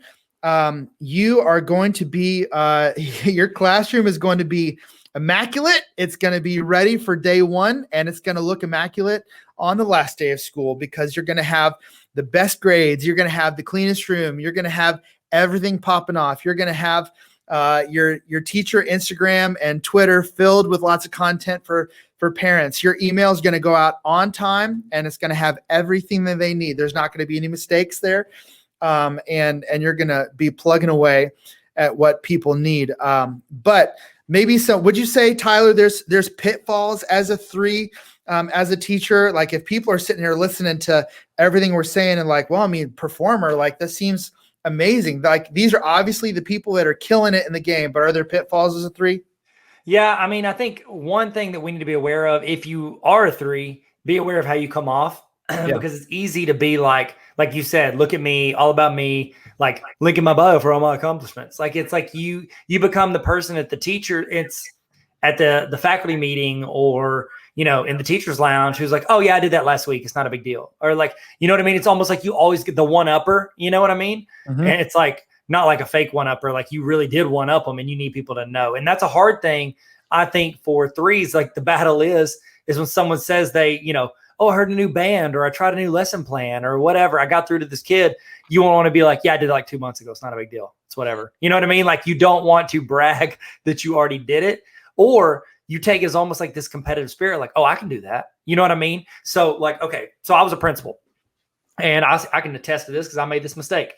The problem I made as a principal was I was trying to make it the school that everybody wanted. Does that make sense? Mm-hmm. So like you talked about the chameleon, like you're around. So if I'm around a certain teacher and they have a certain perspective or view, I'm like, oh, I want to accommodate that. I want to make that happen. And then I have another teacher who has like a differing view or a different way to do it. I'm like, oh, okay, well, I want to make that happen for them too.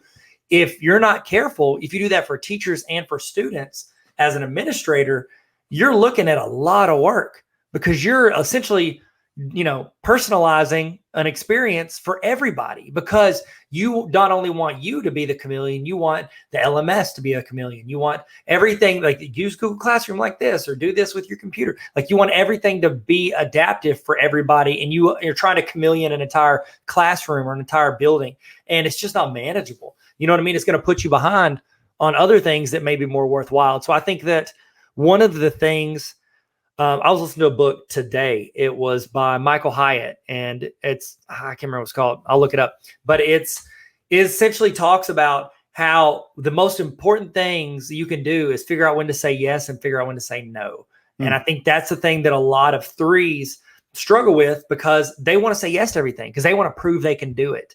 And a lot of times they can. You know what? These are, if you've read Ron Clark's book, Move Your Bus, these are very often your runners. They're the people that get in the bus and they kick their feet and they start running. They move everything forward. The Hyatt book is called Free to Focus. And it talks about if you want to accomplish anything great, you can't do everything. And so it's important to learn what to say no to. So it's like I talked about earlier, if you're in a faculty meeting, you're like, okay, we need somebody to be the new student council sponsor. A lot of times an achiever might be like, I'll do it. I'll try it. You know what I mean? Like they want to see if they can make it better, which is good, or prove that they can make it great. But, or if they wait too long, a helper is going to step in and be like, I guess I'll do it if nobody else wants to, And so it's like, I think that too often they can stretch themselves thin and burn themselves out. And so I don't know. I think if you've got a lot of threes become principals because they're ready for the next challenge or the next title, or, I guess unhealthily, it'd be like, I want a bigger title, but in a healthy way, it's like, I want the next challenge. I want to make more of a difference. And, the higher up you move in education, the more people you can impact. And I think that, that was always kind of in my mind. I mean, it can be perceived whatever way you want, but in my mind, I always wanted to make things better. And you can make things better when you get to be in the room, helping make decisions, and that's always my goal. I'm not saying I made always the right decisions, but I tried. And I didn't ever do anything, I try to do things to make things improve for teachers and for students. And you said it in your intro, and I was like, wow, my man taking shots at me. But in there, you talked about how you want efficiency is very important.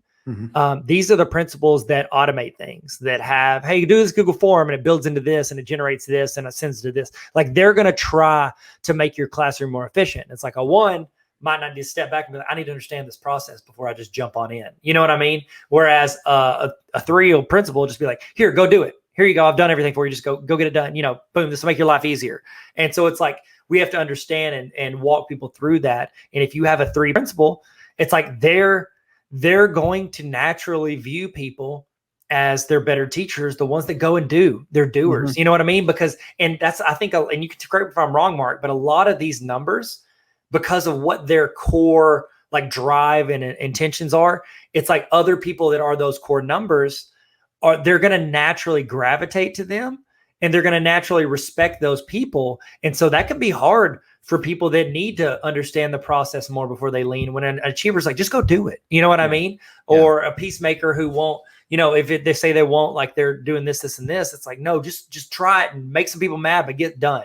It can be a struggle. And I'm sorry for talking about this so long. I just think that you do see a lot of threes in administrative positions, and, a lot of teachers are trying their best to, I don't want to say please their principal. I mean, they obviously want to, that's a part of it, I think, but you want to understand, like, why does my principal value this when they do it and not this when I do this? And it's like a principal that is a three is going to like it when you create a lesson plan that can just anybody in the building can use, as opposed to just doing a really good lesson plan with your one class, because they see that as achieving more than one classroom, which not saying is better or worse. I'm just saying that's a lot of times what they're going to gravitate towards in the teachers they look for.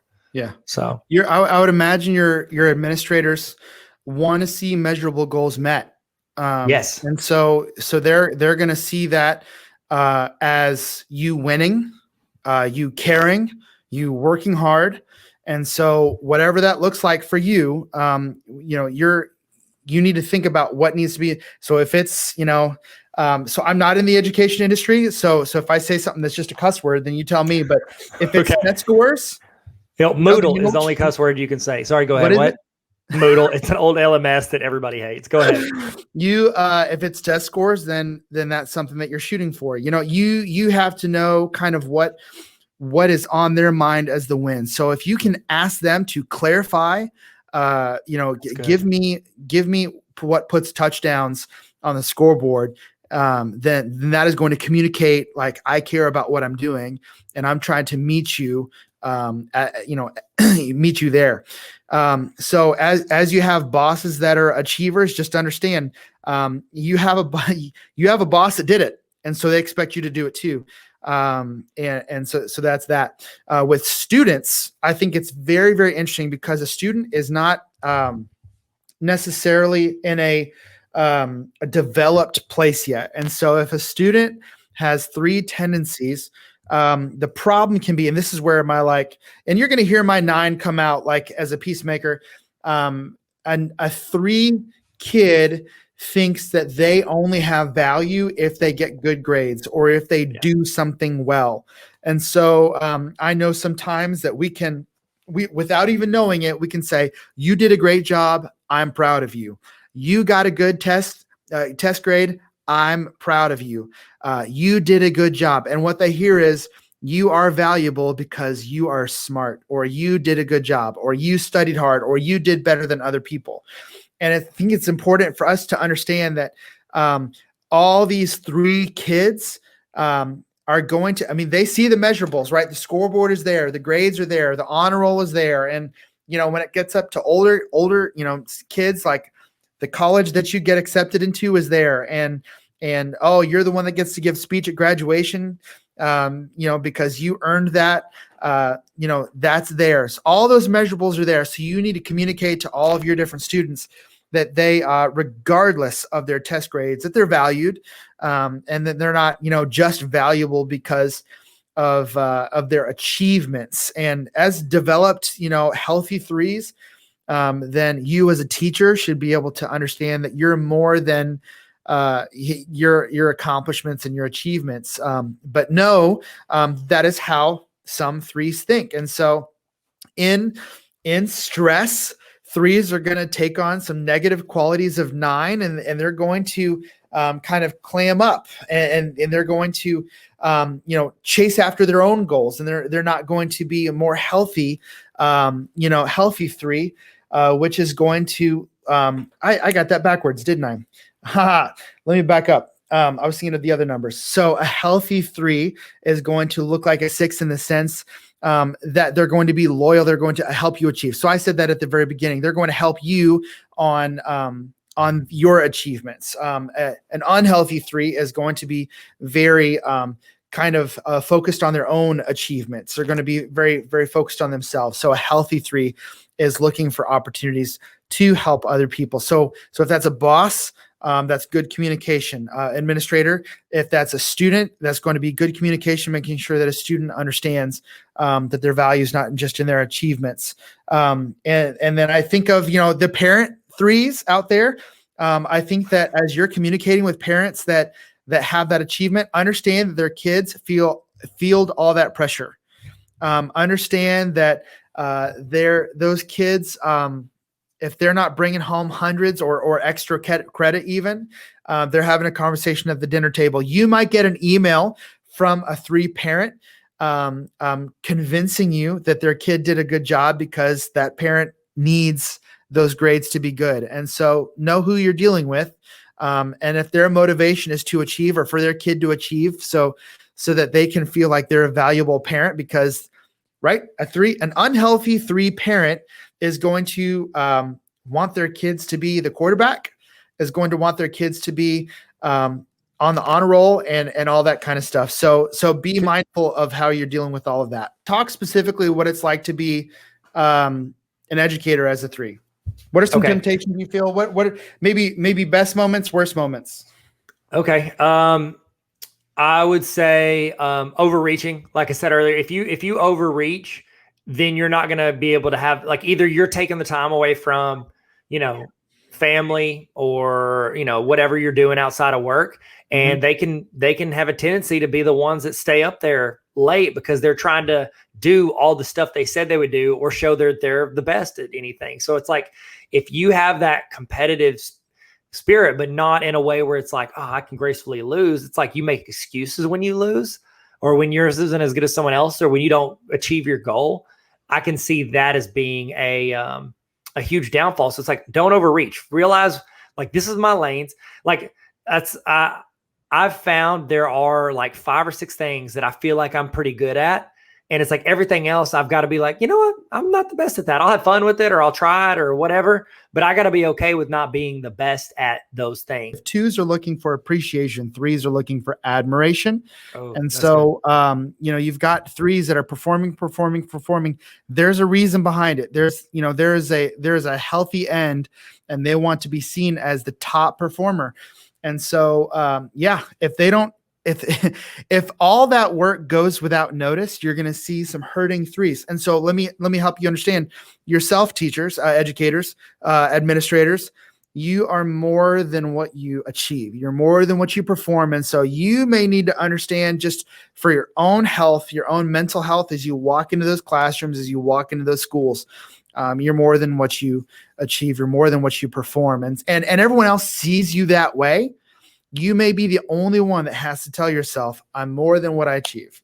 I'm valuable because of what I bring to the table, but also just as a human. Like, you know, I am serving the next generation.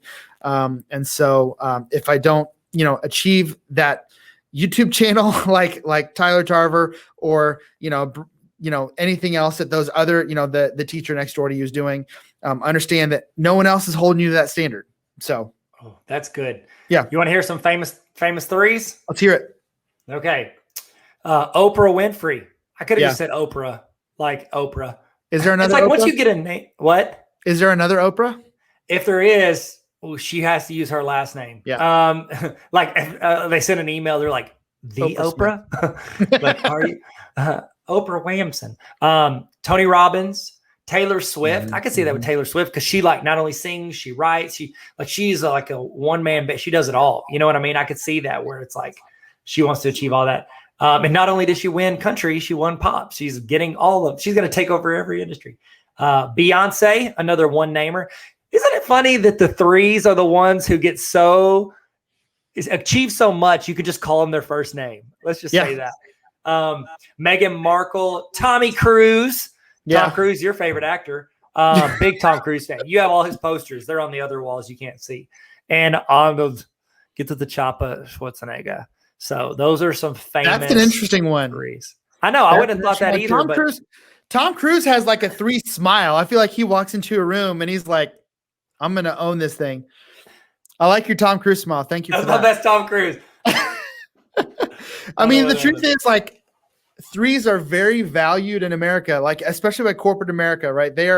We worship 3s because they get the job done. And in America, we want people who get the job done, make the money, get the bonuses, and they're gonna you know, earn business for you. So but I think the thing you see a lot with them is burnout, especially at that level. Like, I know with a lot of like YouTubers, like, everybody's like Casey Neistat, he's doing, you know, creating a video every day, and it's super big. And you're like, oh, why would he ever quit? And it's like, because he got to the point where he's about to destroy his marriage and his sanity and everything else, because he's built on this brand on building and growing. So I could see it. Yeah, I could see it. At some point, you're just going to jump on the couch and yell at another 3. That's what happens. Tom Cruise did. Apparently, Tom Cruise jumped on the couch and yelled at Oprah the other 3. On the Oprah show, right? Yeah, 3s and 3s. That's 9. There it is. All right. Shall we move on to 4s?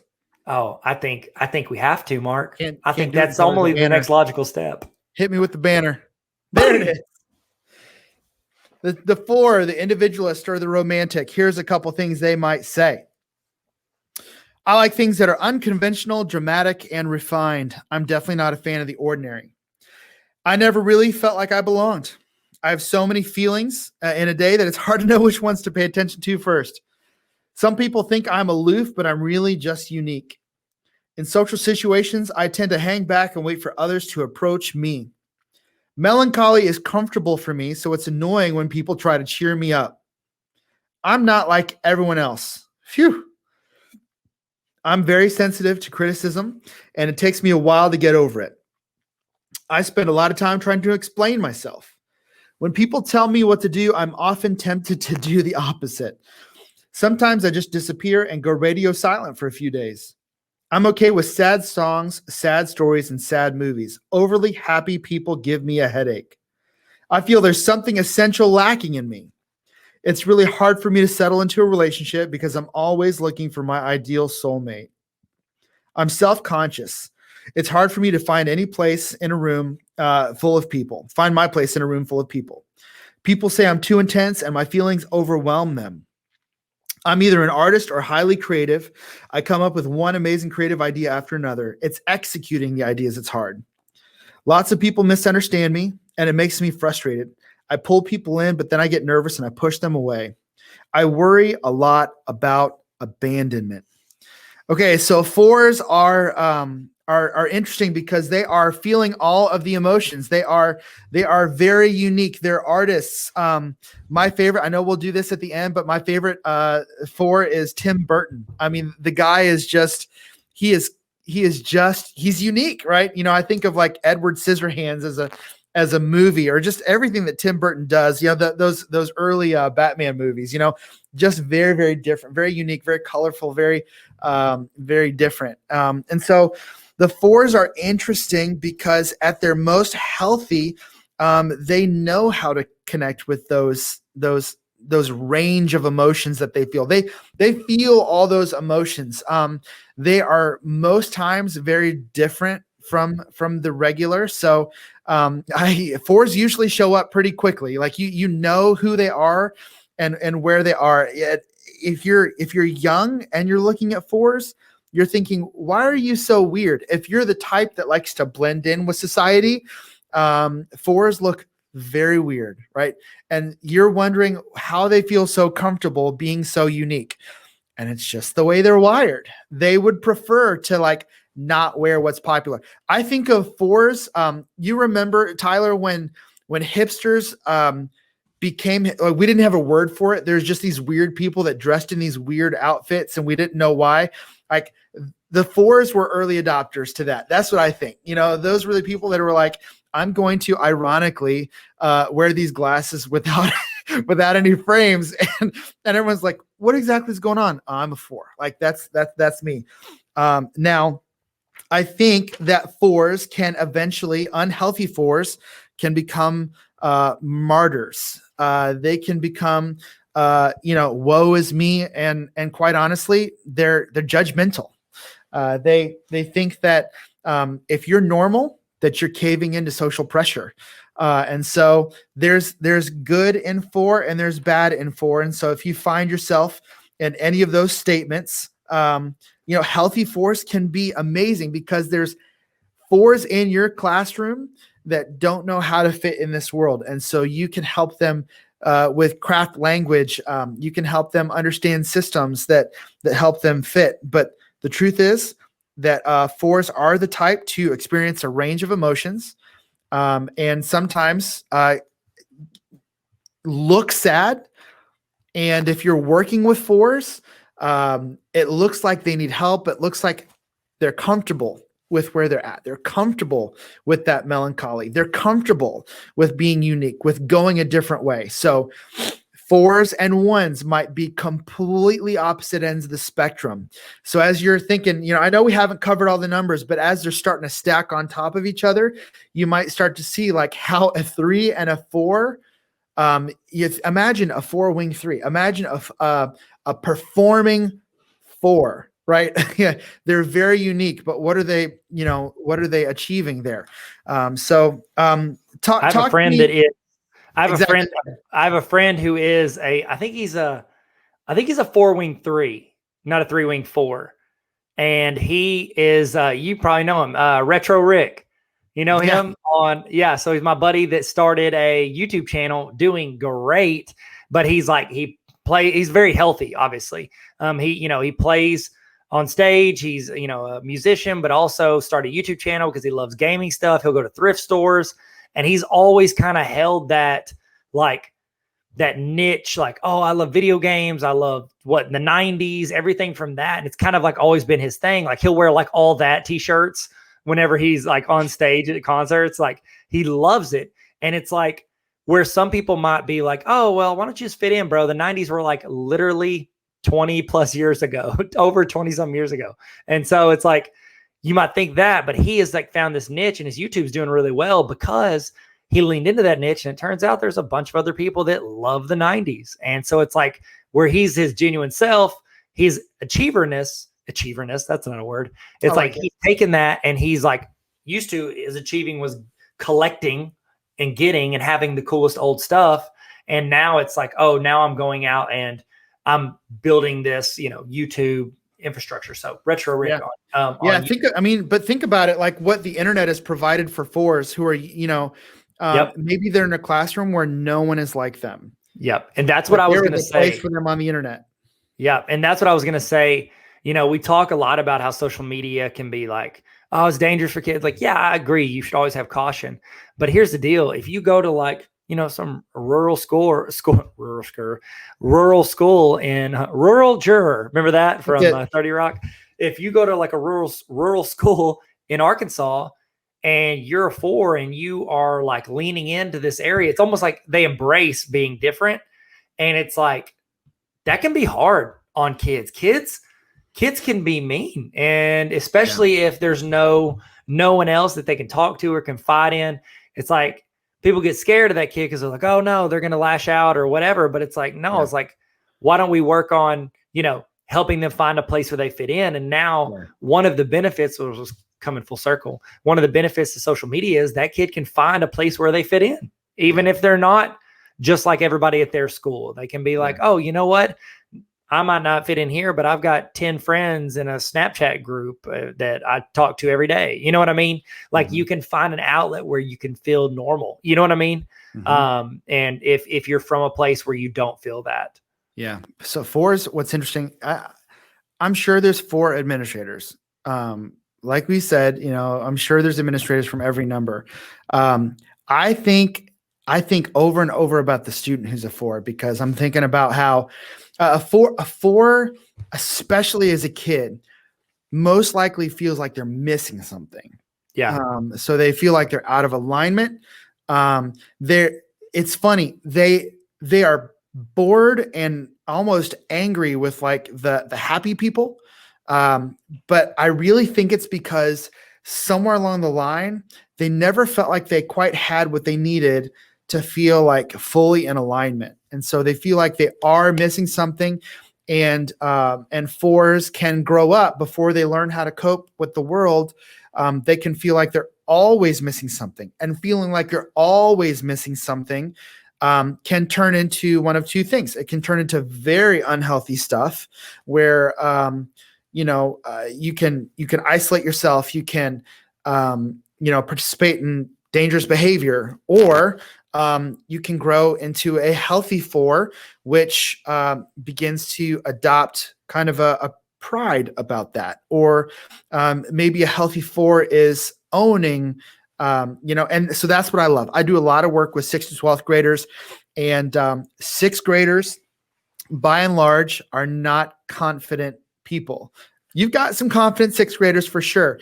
And there's when you look at your seniors, there's almost a continuum, right? So most 6th graders are not going to be confident people. So if there's something off about them, or if they're missing something, and I'm not talking about from our perspective, I'm talking about from their perspective as a 4, and they wouldn't use that language yet, but as a student, they feel like they're missing something, or they don't fit in, or there's something unique about them.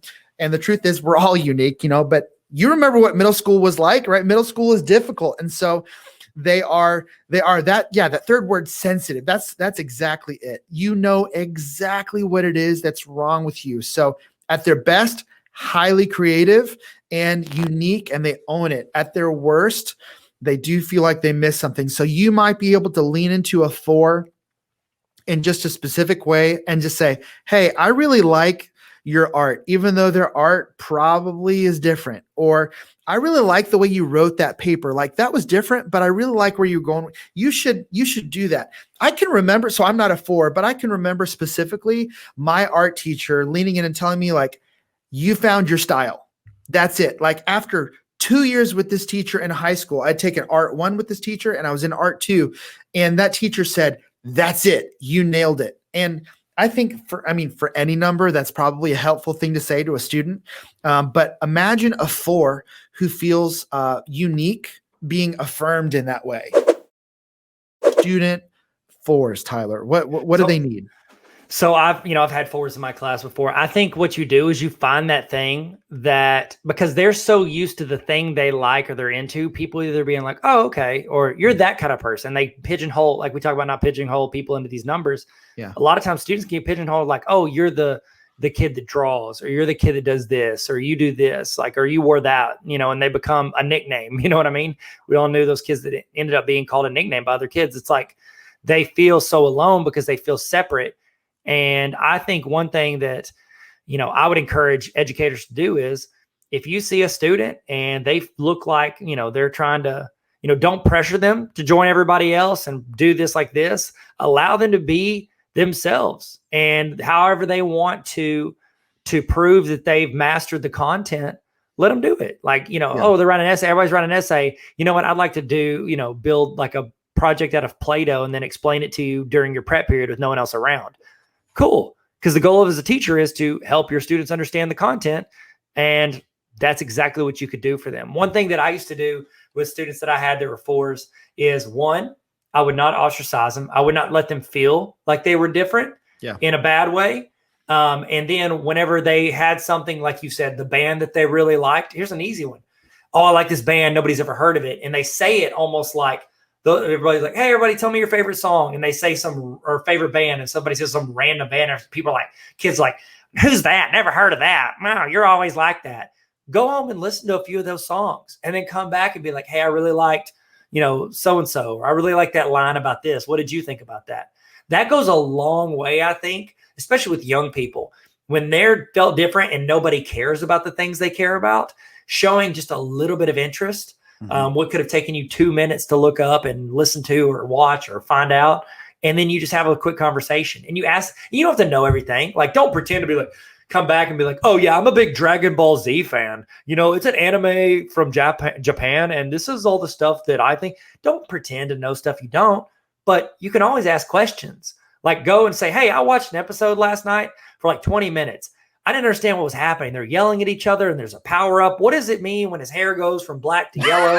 You know what I mean? Like talk about with that and like ask some questions, just caring enough to dip a toe into their world and then ask about it. I think that goes a long way. I'll say this. I had one of the clubs I was a sponsor of, and I use it as an example with Japanese cartoons, but I was a sponsor for Anime Club. And in Anime Club, anime is like Japanese cartoon stuff. And those are kids that a lot of times felt like they were different than their peers. They stood out, and they loved the things they loved to the point where they're like, they dress the part a lot of times and they'd wear like cosplay to school. You know what I mean? Like dress up like characters that no other kid in their class knew about. And it's like giving them that safe place to be unabashedly themselves. That went a long way with a lot of those kids. And I didn't understand 95% of what they said. Right. And, I watched, like I said, I use Dragon Ball Z. I watched Dragon Ball Z when I was in high school a little bit, and that's all I knew. But it's like, even just that, being in that world and asking questions and talking to them, it goes a long way. And you'll see that kid come up with some really cool and unique things in how they listen and understand what you're saying and how they show the comprehension of your content. So that's what I recommend. I think the one thing that you want to be just to kind of piggyback off of that. So the good side of that is to just affirm something, just like, yeah, that band is awesome. I think like I've never heard of them. You must, even just to say like, you must like really explore music. Like I think that's a badge of honor for them, to be unique in that way. And so the bad side of that would be like, that band's trash. What's wrong with you? And, that'd be bad for anybody. But the truth is, if you try to push them into the mainstream, you're going to get pushed away even more. And so to say things like, why can't you just be like the other students? Why can't you be like them? Because comparison is constantly running in their brain. And so they would tell you, like, I would never dress that way. I would never wear those clothes. I don't care what's in style. I like what I like. At the end of the day, they do sometimes feel in their worst moments like something is missing in them. And so they heard the statement at some point, you'll never fit in. You'll never belong. And so what does it look like to say, like, yeah, that's really cool. That's unique. Like, I like the way you dress today. Like, tell me about it. Tell me where you started that. So lots of good opportunities for fours there. Any popular fours that you know of that you love? Oh, Tyler, I said Tim Burton. What's your favorite Tim Burton film?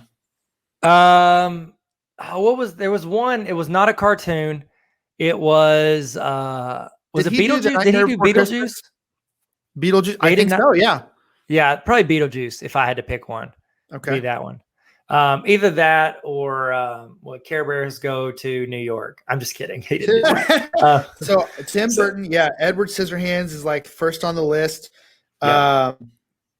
Yeah. Sweeney Todd, Dumbo. Allison. Yeah, Johnny Depp is basically a 4-2. Yeah, he's also in every Tim Burton movie ever. So it's like they got together. I'm like, yep, they formed a friendship that works. Yep. Billie Eilish, she's a 4. Yep, she's unabashedly herself. Bob Dylan, Prince, Stevie Nicks. Those are all 4s. A lot of artists in there. A lot of musicians, artists, people who were kind of the first to lean into a type of music. And here's the deal too. Think of those people like Prince. Prince is like idolized by so many people because of his uniqueness, and he was him. You know what I mean? Like, he's himself, and he's gonna do Prince things. Yeah. And that's what's crazy is I think our world honors that uniqueness more than it ever has. I think so. I'm 38. When I was in school, I didn't feel like it was a badge of honor to be unique or be different. And I feel like it is now. And so people like Billie Eilish stole the Grammys. I guess it was last year. And I remember thinking, like, all I knew about Billie Eilish, again, just 38-year-old white guy stuff. I think I heard Bad Guy on the radio a couple times, and I'm like, not for me. And then I'm listening to her sing. First of all, I'm listening to her sing like live. And I'm like, she's incredible. But all I knew was this one song and that she's got the green hair, with the black roots or whatever. And I'm like, yeah, she's different, And I feel like that's what all artists now is, that they're different, but it's working. It's working in today's times. And so I think more and more students are going to be identifying with people like that. Yep. I think you are correct. It's good. Sweet. Shall we move on to 5s? Yeah. Is that 5 is after 4, correct? Bingo. Bam. Investigator. There it investigator. Is. Okay. So we have the investigator. Here's what they might say about themselves. I can take care of myself, and I think others could do the same. I don't always say things out loud, but in my head, I am pretty sarcastic and cynical. I often feel awkward around other people. I'm okay if people ask me a few specific questions about myself, but I don't like it when people want too much information.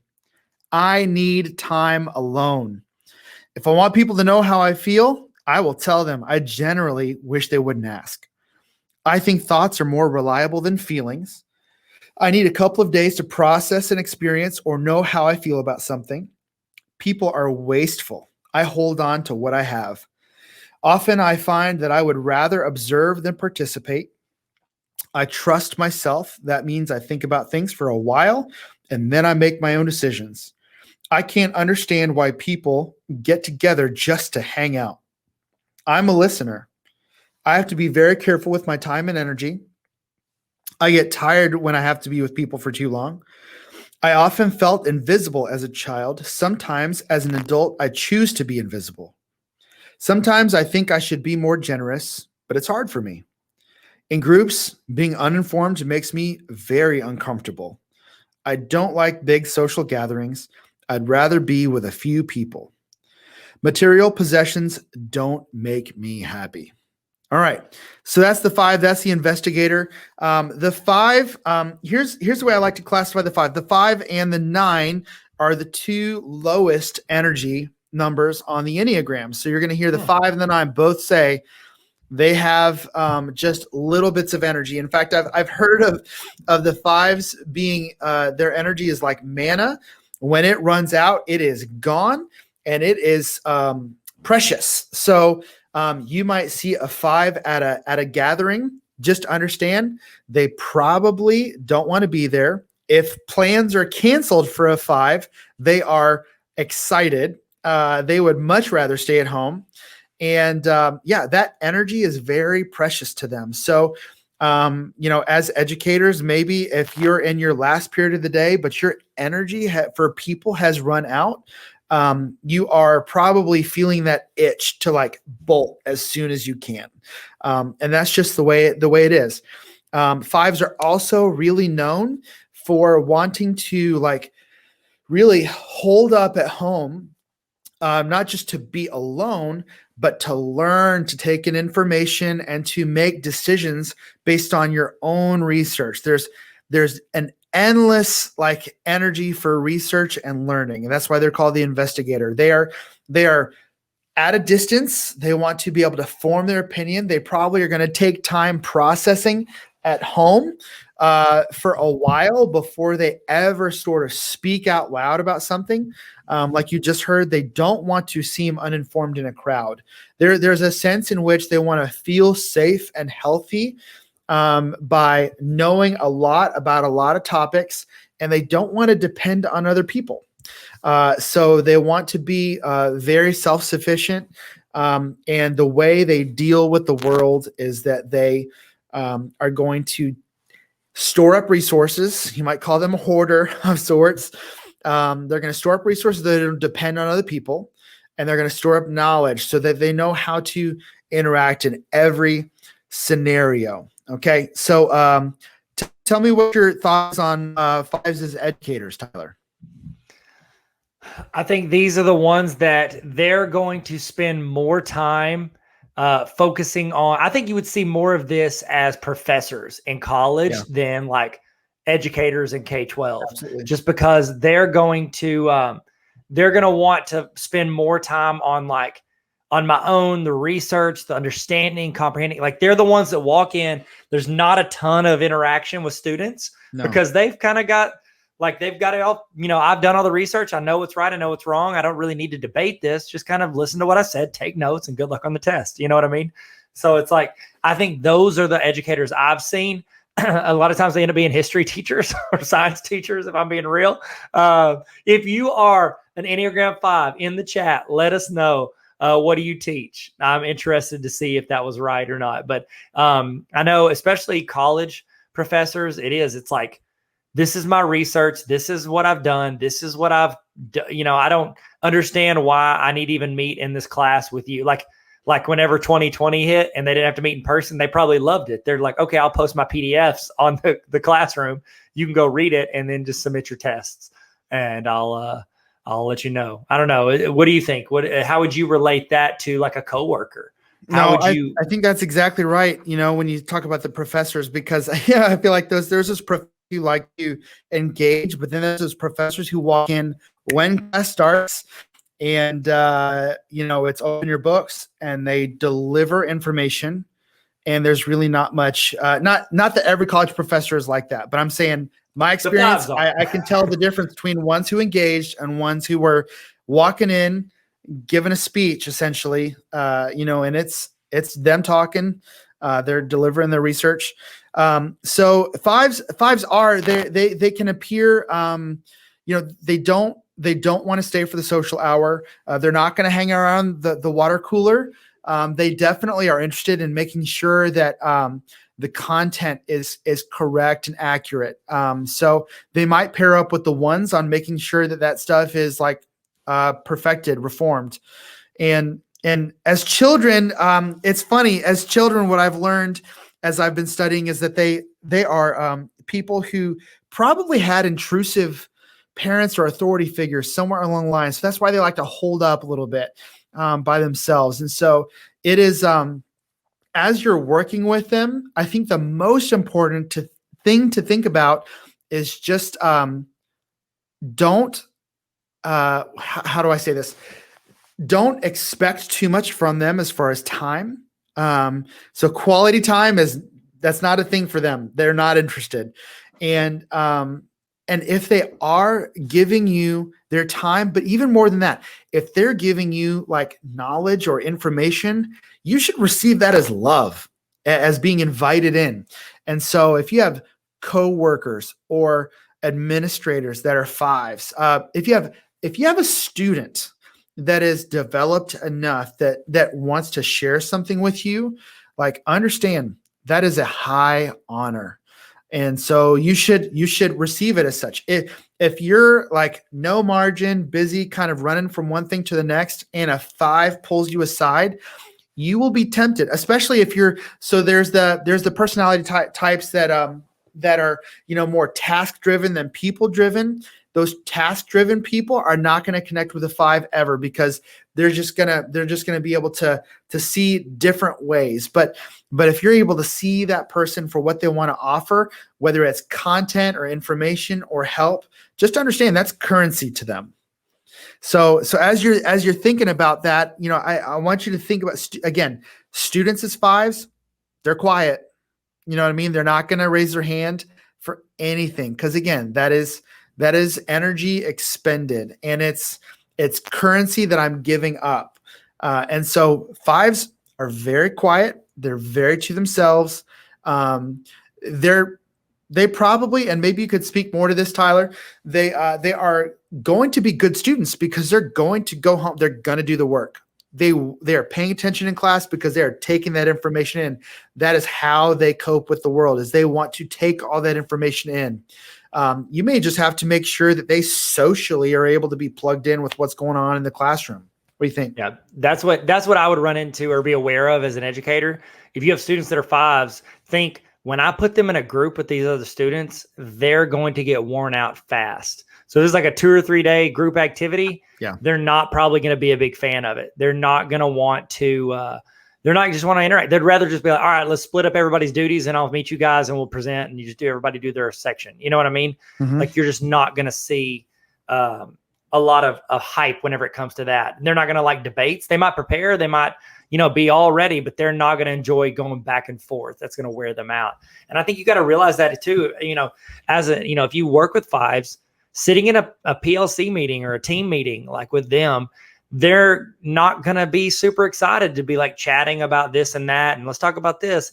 They're going to want to get down to business. Let's start the meeting. Let's talk about what we've got and let's move on. They're not going to want to shoot the breeze, as you will. Whereas like, some, threes are going to want to chat about all the great stuff they did. And, the twos are going to see how they can help everybody. So I don't know. What do you think?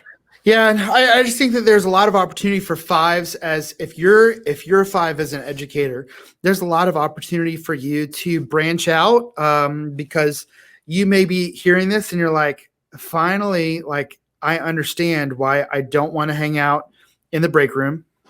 I don't want to hang out at the social gatherings after hours. And I don't want to go to the games and watch them. I don't, like, kids are going to ask, did you go to my game? Nope. I was at home reading a book. I was at home working on this. Like, you don't want to go to those. You don't want to go to the pep rallies. You don't want to go to all the stuff that some teachers get so excited about. Yeah. You're just not, they're going to disappear into their classroom. Yeah. And if you're able to manage your energy enough, again, I understand you may be hearing this for the first time. You're like, oh my goodness, I just thought I was lazy. I again, fives and nines are the low energy numbers on the Enneagram. I'll get to the 9 in a minute, but just to get ahead of myself a little bit, there is a sense in which if I'm at a social gathering, my wife is a social butterfly and I am not. So by and large, I lean just a little bit extrovert. But for the most part, like I live in an introvert world. And so if I'm at a party, this is how I describe it. If I'm at a party, there's like a moment where I like hit my wall and then I need to go. It's almost like a compulsion. Like we need to go, we need to go now. And you'll see that happen with people. And I have a friend who will literally just bail, won't say bye. Like he is gone from the party. And so whether that's happening in class, like that's the thing, you have to know how to measure your energy. And so, but I would challenge you, if you're wanting to get along with your students or your coworkers or maybe administrators, show up and just offer that little extra bit and see where it gets you, because maybe that's a way for you to expand your opportunities to influence your students, your coworkers, or influence up with your administrators. And it's difficult to do that, but I would say that's maybe the one point of challenge for fives is you're tempted to never go out. And that's my temptation as a 9. I don't make plans. If plans are made and with my wife and canceled, I'm good. I'd rather stay home anyway. But it's good. It's good to get out. It's good to spend time when you're not required at a game or in the break room or something like that. Yeah. You just might want to do it and being part of activities right before you can go to bed, because it's going to wear you out. It's going to exude a lot of energy. So don't do that first thing in the morning. You need to take a nap. So, sure. And they usually frown upon that in the classroom. Don't take naps in the classroom. Do they? Is that a problem? Yeah. I mean, yes, it is. Yeah. And fives have a way of escape. Like they're ready to go. They're ready to pull their escape hatch. And so if you're a 5, you know it right now, because you're like, oh yeah, like I park at the closest to my door so that I know I can leave. I know exactly where to drive out so I don't have to see anybody. Yep. And I am out. You know, these are the people who have earbuds on when they're shopping to minimize human interaction. So yeah, that's how 5s operate. You want to hear some famous Enneagram 5s? Let's hear it. Here we go. Albert Einstein. Yeah. Good one. Billy Gates, Jane Goodall, Agatha Christie, Stephen King, Steph King, if he started shooting 3, Steph King, Jane Austen, Diane Sawyer, and Mark Zuckerberg. Mark! Yeah. That's what I think of. Breaking the line. Mark! So that's why he created a platform where you can be friends with people and not have to talk to them. So Enneagram 5s gave us Facebook. How about that? A lot of rich people in that list. Well, wow. You know, that's the thing is that, like, if you're paying attention, fives are brilliant, and you know they're known for their knowledge, and so that's how they cope with the world. And so you're going to see 5s like really show up when it comes to intellectualism. Yep, that's exactly true. What's next? This is the majority of the Earth. You ready? Yeah. 3, 2. I guess you should start down. 6, 5, 4, 3, 2, 1, 6. There it is. The Loyalist. The Loyalist. Here's what the Loyalist sounds like. I'm always imagining and planning for the worst. I often don't trust people who are in authority. People say I'm loyal, understanding, funny, and compassionate. Most of my friends don't have as much anxiety as I do. I act quickly in a crisis, but when things settle down, I fall apart. When my partner and I are doing really well in our relationship, I find myself wondering what will happen to spoil it. Being sure I've made the right decision is almost impossible. I'm aware that fear has dictated my life in many of my choices in life. I don't like to find myself in unpredictable situations. I find it hard to stop thinking about the things that I'm worried about. I'm generally not comfortable with extremes. I usually have so much to do, it's hard for me to finish tasks. I'm most comfortable when I'm around people who are pretty much like me. People tell me I can be overly pessimistic. I'm slow to start, and once I get started, I find myself continuing to think about what could go wrong. I don't trust people who give me too many compliments. It helps me to have things in some kind of order. I like to be told I'm good at my job, but I get very nervous when my boss wants to add to my responsibilities. I have to know people for a long time before I can really trust them. And then last but not least, I am skeptical of things that are new and unknown. This is the Loyalist. And these are, man, this is such an interesting number. Like Tyler said, it's my understanding that about half of our world is the number 6, and they are the glue. So they are trying to hold things together. I think this is I think of moms, really honestly, that are making sure their kids aren't running in the street, right? They're constantly having to make sure their kid has what they need, but is also not putting themselves in danger. Why? Because you have to think worst case scenario as a mom, because your kid can literally hurt themselves in 99 different ways every single day. So they are worst case scenario thinkers. And so they're dealing with fear. They're dealing with fear in a couple different ways. Like we said at the very beginning, there's phobic 6s, which are fearful of what can happen. So they place their trust in authority, whether that's government or bosses or systems or laws or something like that. And they're just like going along with whatever authority tells them to do. Then you have counterphobic, which are against it, and they are questioning everything about authority. So administrators are starting to their ears are perking up, and they're like, I think I know some 6s because I get questioned a lot, and I wonder. So these counterphobic 6s are like pushing against administrators. They're pushing against bosses. At every turn, they are balking at government ordinances. There's things that they're constantly looking around every corner. They're questioning everyone's motivations. And so 6s are worst case scenario thinkers. So you might think of them in their healthy way as planners. These are people who are thinking like, if this could go wrong, then I want to make sure that I mitigate those risks and plan accordingly. But then you've got people who are just willingly submitting to authority and just kind of doing whatever is being told. So 6s are kind of hard to pin down because, you've got one or the other, but just understand that these are people that are dealing with fear either one way or the other. They are worst case scenario thinkers. It's pessimistic. They've been called pessimistic.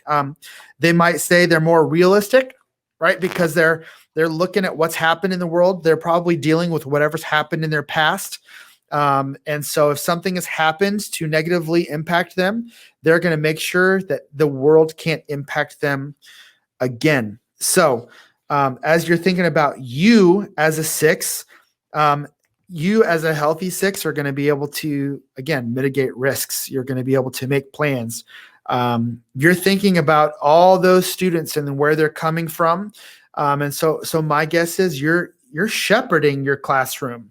You're thinking of those students as students that could take one wrong turn and have that impact them. And so for you to be able to shepherd those students well, you're going to mitigate those risks. And then if you have 6s in your classroom, exactly like that says, to say you're safe, right? You're safe and okay in this space.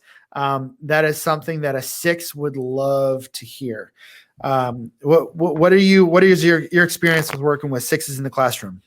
So as far as students go, I think they don't like things to be shifted up or changed. Like, you think, oh, they're going to get excited if we go outside. Give them a heads up. Don't let them be surprised on why you're going outside. Like, even though like they know they're probably not going to take a pop quiz outside, you're going to be like, no, we're going to do an activity on mean, median, and mode, and we're going to throw frisbees or something. You know what I mean? Like, let them know what's coming up. Give them the agenda.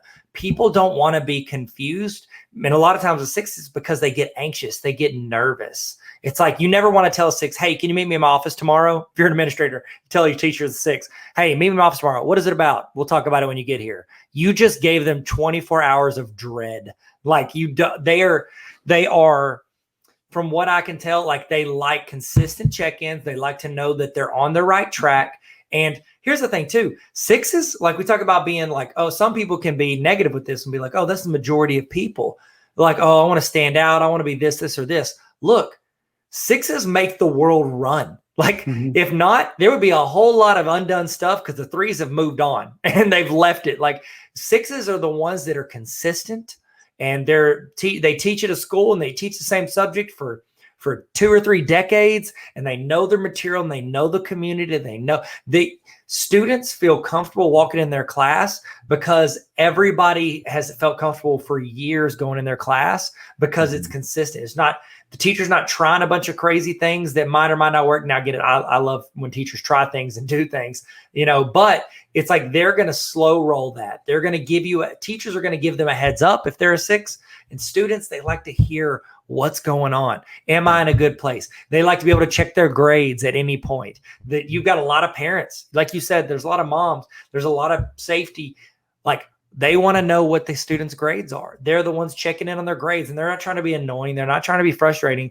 They just want to know they're not supposed to be stressed out about something, and they don't want to be anxious because their kids like they walk home and they're like, "Hey, how was school today? It was good. Like, how are your grades? They're fine." You know what I mean? Like they want to know because I want to be able to help or correct or get things on the right path if it's not.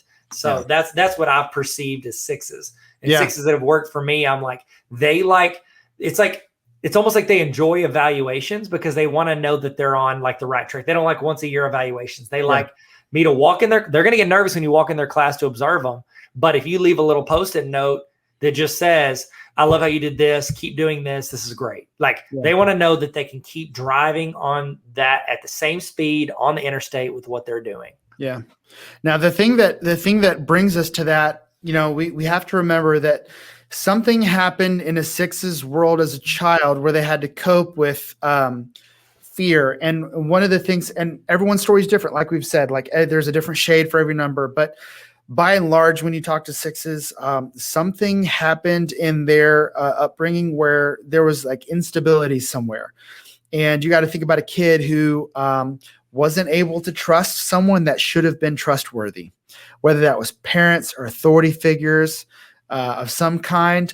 Something happened that broke their world. And it's heartbreaking when you think about this. You think about a kid who's growing up in a world and saying to themselves, I have to check authority figures at every turn because they can't be trusted. Now, I can remember, and I'm not a 6, I'm a 9. I gave implicit trust to authority figures for a long time. And so I don't know what this is like, but when I meet 6s, sometimes I'm tempted, maybe as a kid or a teenager, to be like, "What are you so worried about?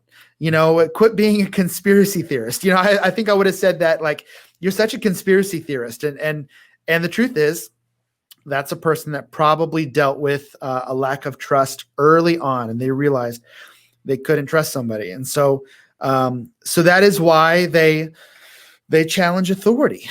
And so think about that as you think about that as a kid, right? In your classroom, you might have to let them know over and over and over again, it's okay for you to ask questions. It's okay for you to ask why. It's okay for you to ask me what my motivations are here. If you're a 6 as a teacher, then you might be tempted to call out other coworkers for their perceived trust issues. You have trust issues with them, that they're cutting corners or things like that. Just be careful about your motivations there. Your motivation is to mitigate your fear by maybe calling someone else an unhealthy. And I'm not saying you're unhealthy, but in moments of stress, you might be tempted to call someone out, or even worse, call out an administrator. And you just have to kind of watch because you might be at risk for insubordination in some ways. And so you definitely want to be careful about how you treat your administrator, because sometimes people act really arrogantly would be the harsh way to put it, towards people in authority, because they think they can just kind of lob insults as like, well, you're just out for yourself, or and the truth is, maybe you need to take your game up a little bit and ask good questions. Can you tell me why we made that decision?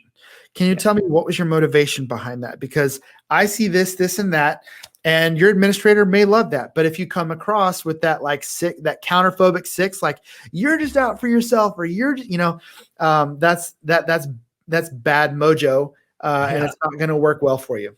No. And I highly recommend, if you're going to ask those questions from an administrator, go talk to them in private. Do not bust that out in a faculty meeting. Don't put it out in a PLC, because then you're putting your administrator on the spot, and they do not like that. So if you're going to ask those questions, be calm, breathe, walk in, come up with the questions, like list it out, and then have reasoning. Like, I need to know this because of this. Like, a lot of times administrators feel like it's an attack, like they didn't explain it, or you feel like you're saying that what they're wanting to do is not important, or they're not focused or whatever. Another little trick I've heard, I read this in a book, The Ride of a Lifetime. If you're sitting there, hold your palms up and set them on your knees. It actually naturally calms you down. So there you go. That's a little, that's a little user. Yeah. You just stand there. If you're going to fight with somebody. Is that Bob Iger who wrote that? Bob Iger book. Yeah. He talked about it. I think it was whenever they were looking at hiring him to be the, was it CEO? Was that the terminology of Disney? And he was meeting, and a board member was kind of like coming at him, and he just like had his hands up, had him on his knees the whole time. And it made him like, it forces you to kind of calm down. It's like natural. Yeah. So do that before you go in, because you don't want to attack your principal. I promise you that. Yeah. They're going to pull rank. Any other thoughts before we list off some famous sixes? No, I just think, I think that you've got to be in tune. Like I said, that's the one unique number on the Enneagram that gives you two different perspectives, and they're two wildly different kind of people. And so you've got to be in tune with what your motivations are. A worst case scenario thinker isn't necessarily bad.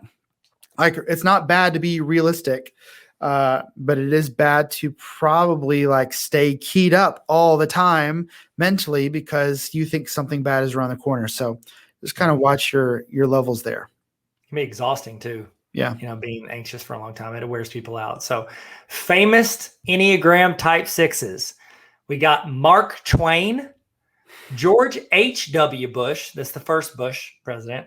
We got Joe Biden, Prince Harry, Marilyn Monroe, Woody Allen, Richard Nixon, and Jennifer Aniston. Richard Nixon I thought was interesting, because I don't think of him as six, but then you talk about an unhealthy six. He got so paranoid, which led to all the stuff he did.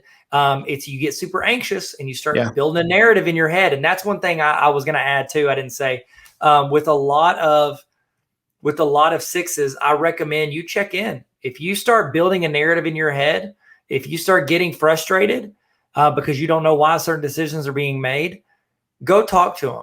Do not build a narrative and start rumors and, let that stuff, like, go and ask the questions calmly. Remember, calmly, but ask those questions. So that's what I recommend to you from a teacher, administrator, or whatever. I highly recommend just don't guess and don't let your anxiety, control you and control your conversation. And if you've got sixes on your team as an administrator, keep tight communication, because you never know what's going on in their heads. They're a lot of times, if you don't provide answers, that we're filling in the blanks, and so it's important to keep that good communication going. Yeah. We used to do, when I was at central office, when I was director of curriculum instruction, we used to send out occasionally, and we didn't do it as much as I wish, started doing a state of the district report. So people could submit anonymous questions in a Google form, and I would answer every single question, and then we'd send it out, once every month or two, and just hit every question we could. And so that was something we did. And again, if half or more of your population, if they need that consistency, that affirmation that this is where we're going, this is why we're going there, I think it's important to build that kind of structure as an administrator. So your parents are that way too. So it doesn't hurt to help them. Absolutely. So number 7, Mark. We have the Enthusiast. There it is. Boom. Get hyped about it. You have to yell all of this, Mike. Mike's his middle name. It's Mark Mike Cox. I'm sorry. Yeah. Keep it going. Keep it going. What it's like to be a 7. I'm always the first person up for a last-minute adventure. I'm an optimist to a fault. I don't like making hard and fast commitments to things. I suffer from FOMO, fear of missing out. Anticipation is the best part of life. People close to me say that I can be argumentative and act superior. Variety and spontaneity are the spice of life. Sometimes I get so eager for the future that I can hardly wait for it to get here. It's hard for me to finish things. When I get close to the end of a project, I start thinking about the next thing. And then I get so excited, I sometimes just move on. I usually avoid heavy conversations or confrontations. When people I care about are having a hard time, I help them look at the bright side of the situation. Other people think I'm sure of myself, but I have lots of doubts. I am popular and have lots of friends. When things get too serious for too long, I usually find a way to get people to lighten up, often by telling jokes and funny stories. I don't like endings, so I usually wait for people to break up with me. I quickly get bored with the same routine and like to try new things.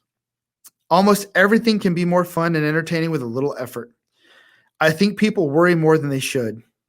Life is better than people imagine. It's all about how you explain things to yourself. And then last, I don't like it when people have expectations of me.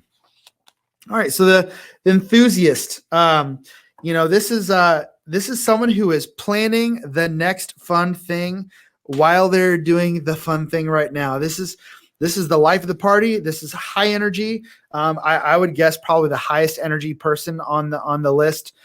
They are always looking for something fun to do, always planning something fun. And they are dealing with a fear or a need, probably a need to not deal with sad feelings. And so this is someone who is, like, when we say anticipation is one of the most important things that someone can deal with. Yeah. Like, and I can tell you, my wife is someone who's like, you know what? Don't drop a date night on me like 30 minutes before we go out. Like, tell me on Monday that we're going out on Saturday, and that will make my week so much better because I just anticipate like going on date night. And so that's something I've learned, right? Set up the babysitter ahead of time and all that, because the fun of date night for my wife, half of it is just thinking like Saturday night, like I'm working hard all week because I got to look forward to Saturday night. So healthy sevens are aware that there's fun stuff out there, but they don't have to avoid dealing with feelings of sadness or pain, that they know how to deal with those. Unhealthy sevens haven't dealt with that kind of stuff, and it's a pretty dangerous place to be one of those people. Now, your kids in your classroom probably don't know how to process feelings of pain, and so they're going to mask that by all kinds of things, right? And we cope and we numb and we medicate. Sevens are going to do it by having fun. They're going to plan something fun on the playground for little kids. They're going to plan something on the weekend. They're making sure in class they have plans on Friday night, and they have plans in case those plans get broken. So they're always keeping their options open because they are trying to hang out. They're trying to fill that void. So unhealthy sevens can be probably more trouble for themselves than anyone else, because that mental health can be a struggle for a seven. So yeah, you see that slide there, to be happy and content. Their biggest fear is to be bored in life or missing out on something, to constantly want to fill up with excitement and experiences. So yeah, this person is probably not buying a bunch of stuff, but they are definitely trying to do all the fun things. And how does that apply in the classroom, do you think? I think these are going to be your naturally excited kids to do stuff like especially something where they get to present, where they get the chance to be the leader in a group. They're going to always be drawn to that. The issue you usually have with as a teacher with these students is reeling them in. You know what I mean? Like like you said, they're going to make a joke. They're going to be life of the party. They have to find that happy medium between, I can joke with the teacher. These are my boundaries in here. And I think one of the things is when you draw attention to a student like that, if you're correcting them or whatever, that's still attention. And especially young people, it's like, if they get that attention, they're cool with it. I don't care if it's good or bad. No, what is it? No, with no press is bad press. Is that the term? That's not the term. What is it? Oh my goodness. It's not press. Term? I don't know what the word. No. I can't think of the word. Someone's saying it in the chat right now. I know. Say it in the chat and fix us. Oh my goodness, that's going to bother me now. But they're going to want attention on however they can get it. A lot of them, if they're in an unhealthy 7, they can't control it because they want people to look at them. They want the attention. And I think that one of the things you got to do as a teacher is don't give them extra attention by like getting onto them. Discuss it with that. If you, hey, step outside of the room, you separate them from the situation and then go talk to them. That's not what they want. You know what I mean? They want to be given the permission to be the life of the party, and you separate them from it, discuss how that's not okay, as opposed to them getting the chance to be, recognized throughout, all of the things they're doing in class. Would you say separating them disarms them? I think so. In a healthy way? Yes. I think that like walking outside and talking to them one-on-one, what you're doing is you're taking away their audience. Yeah. And so they don't get the chance to perform by making jokes or being a disruption or whatever. By stepping out there, it's like you took away the thing that was fueling it. So now it's like, okay, let's actually have a conversation and see if you can understand why it's not okay what you did, or the way the class went. So yeah, I think too, if you know a kid leans in a 7 direction, and you watch their behavior and it seems like they're compensating for some sort of pain, then you might know maybe stuff isn't so good at home.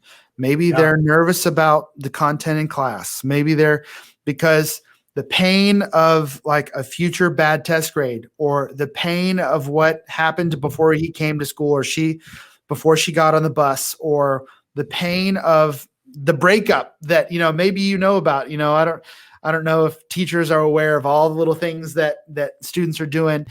We hear about it. We hear about them. You're paying attention to all that stuff, and that gives you an insight into, how they're dealing with. If you know a kid broke up with someone or got broken up with, and then they're all smiles and happy and they're telling jokes and stuff, that it might be time to check in with a kid.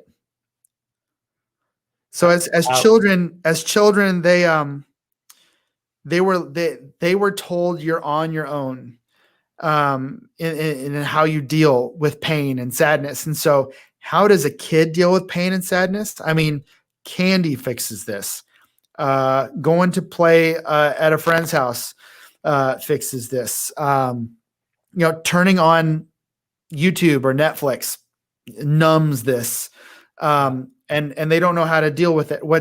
What's sad is when adults don't know how to do the work on their pain, and you see them dealing with it with just numbing. This is Confessions of a Shopaholic. Remember that movie? Yes. How do I deal with pain? I shop. I spend money.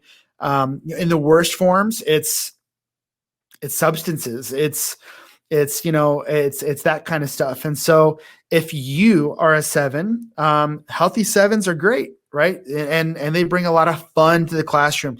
When I think of 7s in the class, healthy 7s in the classroom can bridge so much of that gap, just being a warm, welcoming teacher in an otherwise dark situation for a student that just thinks school is boring. And so, I talked to a student the other day. He said his favorite class is history. And I said, why? Do you like history, or do you have a good teacher? He's like, oh, I have a great teacher. And so I could tell right off the bat, like, that teacher's not walking in monotone, boring. There's healthy 7s showing up in that moment. Not saying that teacher's necessarily a 7, but that's what a healthy 7 does in a scenario. Now, unhealthy 7 kids, you need to watch out for, because they are not developed, right? No kid is developed enough to know how to process or to cope with this world, whether it's school or whether it's outside school. It's probably in most cases outside school, and they don't know how to deal with it. I've had some conversations with local educators here, specifically counselors, actually. And what they're saying is, and I don't mean to tell, educators how to do what they do, or parents how to parent, but the counselors are hearing from the students that the pressure to achieve is so high that when a kid gets a bad grade on a test, the GPA goes down, they don't get accepted in the college they want to go to, all of a sudden like it's over, like their plans are over. And so there's a lot of mental health. I mean, I think we understand that Gen Z has a spike of anxiety and depression and suicidal ideation. And that is, the pandemic didn't do us any favors with that either. And so if you have a 7 kid, they're finding ways to cope with that pain. You need to be watching out for them. You need to be, because you may be their first line of defense. And so if you're a healthy 7 teacher and you know how to deal with that stuff, maybe you're able to offer coping mechanisms, like, hey, I know sometimes dealing with that sad stuff in life can be difficult. Let me tell you what I do. I go for a jog, or I, instead of reaching for the cookies, I reach for some fruit, because 7s are also known for like taking everything in, right? It's not just experiences, it's food, it's everything. So you as a healthy 7 may be able to help young, undeveloped 7s figure out how to cope with life. That's good. That's good. I like it. I'm going to read some famous 7s. Yeah. Famous 7s. Okay. Here is what we got. We got Galileo Galilei. That's tough to say. Galileo, Mozart, TJ, your boy Thomas Jefferson. Thomas Jefferson's coming home. I know the same actor played both, so I always think of Lafayette, but that's Lafayette, not Thomas Jefferson. Amelia Earhart, John F. Kennedy, Elton John, Katy Perry, Steven Spielberg, Bette Midler, and Robin Williams. Yeah, Robin Williams is like the classic 7. Yeah. Yep. And he battled a lot of demons with it. Yep. Absolutely. That's wild. Okay, we ready? We're rolling in to the challenger. Yeah. Let us know in the chat if you are an 8, and do not be afraid of it. Do not, I'm going to be an 8. Okay? 8s own it. You 8s, there is an administrator in your building, not in your building, in your district who is an 8. I will straight say it right now. There is an administrator in your building who is an 8. Mark, hit him with it. Hit him with the real stuff. I've been told that I'm too blunt and aggressive. Doing things halfway is not my gift. I enjoy a good verbal skirmish just to see what others are made of. In relationships that matter to me, I insist on being honest and about conflicts and staying in the fight till things are worked out. It's hard for me to trust people. Justice is worth fighting for. I can sniff out other people's weakness the first time I meet them. Saying no is not a problem for me. I welcome opposition. Bring it. I make decisions fast and from the gut. I don't like it when people beat around the bush. I'm wary of people who are super nice. When I walk into a room, I know immediately who has the most power. I don't have much respect for people who don't stand up for themselves. One of my mottos is, a good offense is better than a good defense. Don't mess with the people I love. I know I'm respected, but sometimes I want to be loved. I have no problem confronting a bully. If God wanted people to wear their hearts on their sleeve, he would have put it there. Under my tough exterior is a tender, loving heart. That's actually a good one to end on because the truth is that 8s, you would never, ever think they're tender. You would never think that they're soft on the inside. But sometimes that's what 8s are doing is they're displaying a big, brash exterior, and they are showing up in the classroom. They're there. There is a lot of bravado. There's a lot of, they're called the challenger for a reason. And so as you think about 8s, like I said earlier, a D on the DISC profile, they're bosses, like they're classic bosses. They're classic in charge people, but they are a lot of times hiding that kind of tender inside. So they're motivated by a need to not be controlled by their environment. And so if you are an administrator and you have an 8 on your team, that's a lot to deal with sometimes, right? Because they're challenging you. And it takes a really healthy administrator to know how to be challenged and to respond in a healthy way. Tyler, I know you've got to have a story about what it's like to be challenged by an 8. Yeah. Okay. So, yes. Well, when I was an administrator, I had a teacher who was very had a very strong opinion, made other people felt like they were always condescending to them. Like it was everything they said was just very like, oh wow, that like everybody felt hurt by this person. You know what I mean? And then I remember there was some meetings and I just was like, very confident with some thoughts that I had. And then they asked to speak with me. And when they did, they said to me that they felt like I was being very condescending to them. And I remember I smiled and I almost started laughing out loud because I was like, are you serious? Like, I feel like that may very legitimately be on your birth certificate as your middle name. But here's the thing, I'm married to an 8. I've worked for 8s. When they come in hot like that, when they come in and they just make you feel like this big, a lot of times they don't mean to. It's just that's how they handle situations. Right. That's their gut reaction is this is how but then again, they recover almost just as fast. It's like a bull. They hit heads, shake it off, and then they start walking next to each other. You know what I mean? Yeah. Like they're going to come in and give their thoughts and opinions and be heard. And this is why we should do it. And you have to, over time, present the logic on why it shouldn't be. And if they ever change their mind, which they may not change their mind, then when they do, they're all in on you and they'll back you to the end of the earth. You know what I mean? Absolutely. Like you just have to gain their respect. Don't back down from them. Don't be like, okay, I won't give my opinion. If they look at you and ask you something, you tell them what you think. And if they say, nope, I don't like that, go, okay, you're the boss. If they're your boss, if they're not, you say, well, we're going to do it anyways because I'm your boss. You know what I mean? So it's like you have to respond to them like, I'll give you my opinion. If you don't like it, cool. You're in charge. Let me tell you, I'm a 9. And so again, a little bit of, getting ahead of myself. 9s are non-confrontation. That is what they're known for.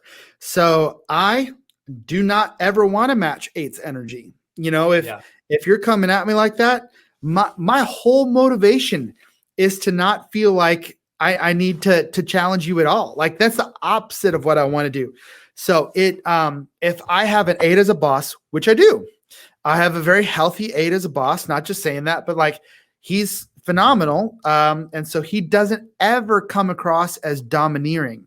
But if he did, I would have to, as a 9, really find a way to come up to his level. And it's really not necessarily, yes, energy, if it's empty energy, that's not respected.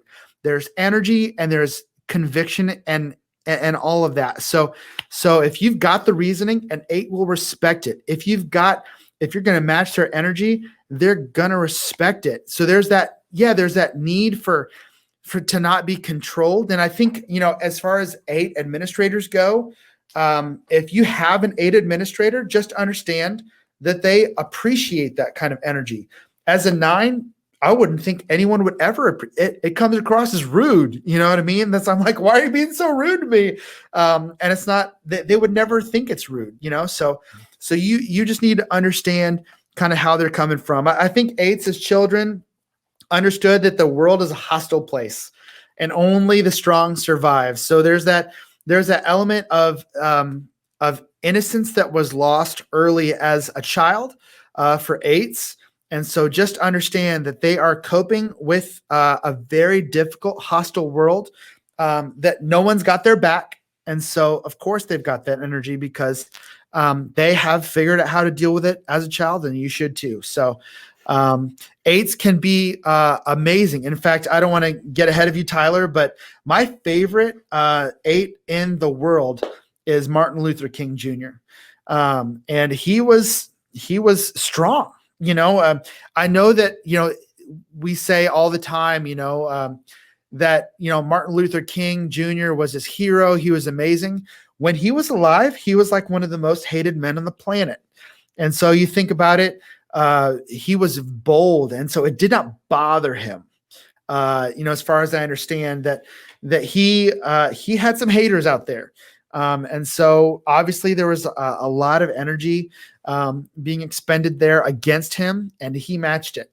And so he was not going to be controlled. And specifically for racial reconciliation and all the justice work that he did, he was not going to be controlled by an ugly system that showed, preference to a specific colored people. Who else? What kind of popular eights are out there? Okay, so Martin Luther King Jr., obviously, he's on the list. Clint Eastwood, Serena Williams, Kamala Harris, Winston Churchill, Barbara Walters. Okay. I don't know. Sorry, that one caught me off guard. Ernest Hemingway and Queen Latifah. I don't know. Sorry, I don't mean to stereotype. It's just like I've only ever seen the clips. I guess because I've only ever seen clips of Barbara Walters sitting across somebody going, "How did that make you feel?" You know what I mean? Like that's all I've ever seen her from. So, but maybe she has. But yeah, I could see that. And what we read Joe Biden earlier. I'm thinking, between Biden and Harris, we have an 8. And can you remember what he was? He was not an enthusiast. I want to say loyalist. We'll have to go back and find. I'll have to go back and look. Yeah. So that's interesting. So anyway, eights are great. If you're an administrator in your 8, just understand that people see your energy as hostile. Yep. And so just be careful about your communication. And then you know what I found? What? Say that again. I was just saying same thing for teacher. Just watch your communication styles. Absolutely. And one thing I would recommend, because like I said, I've worked for 8s, I've worked with 8s.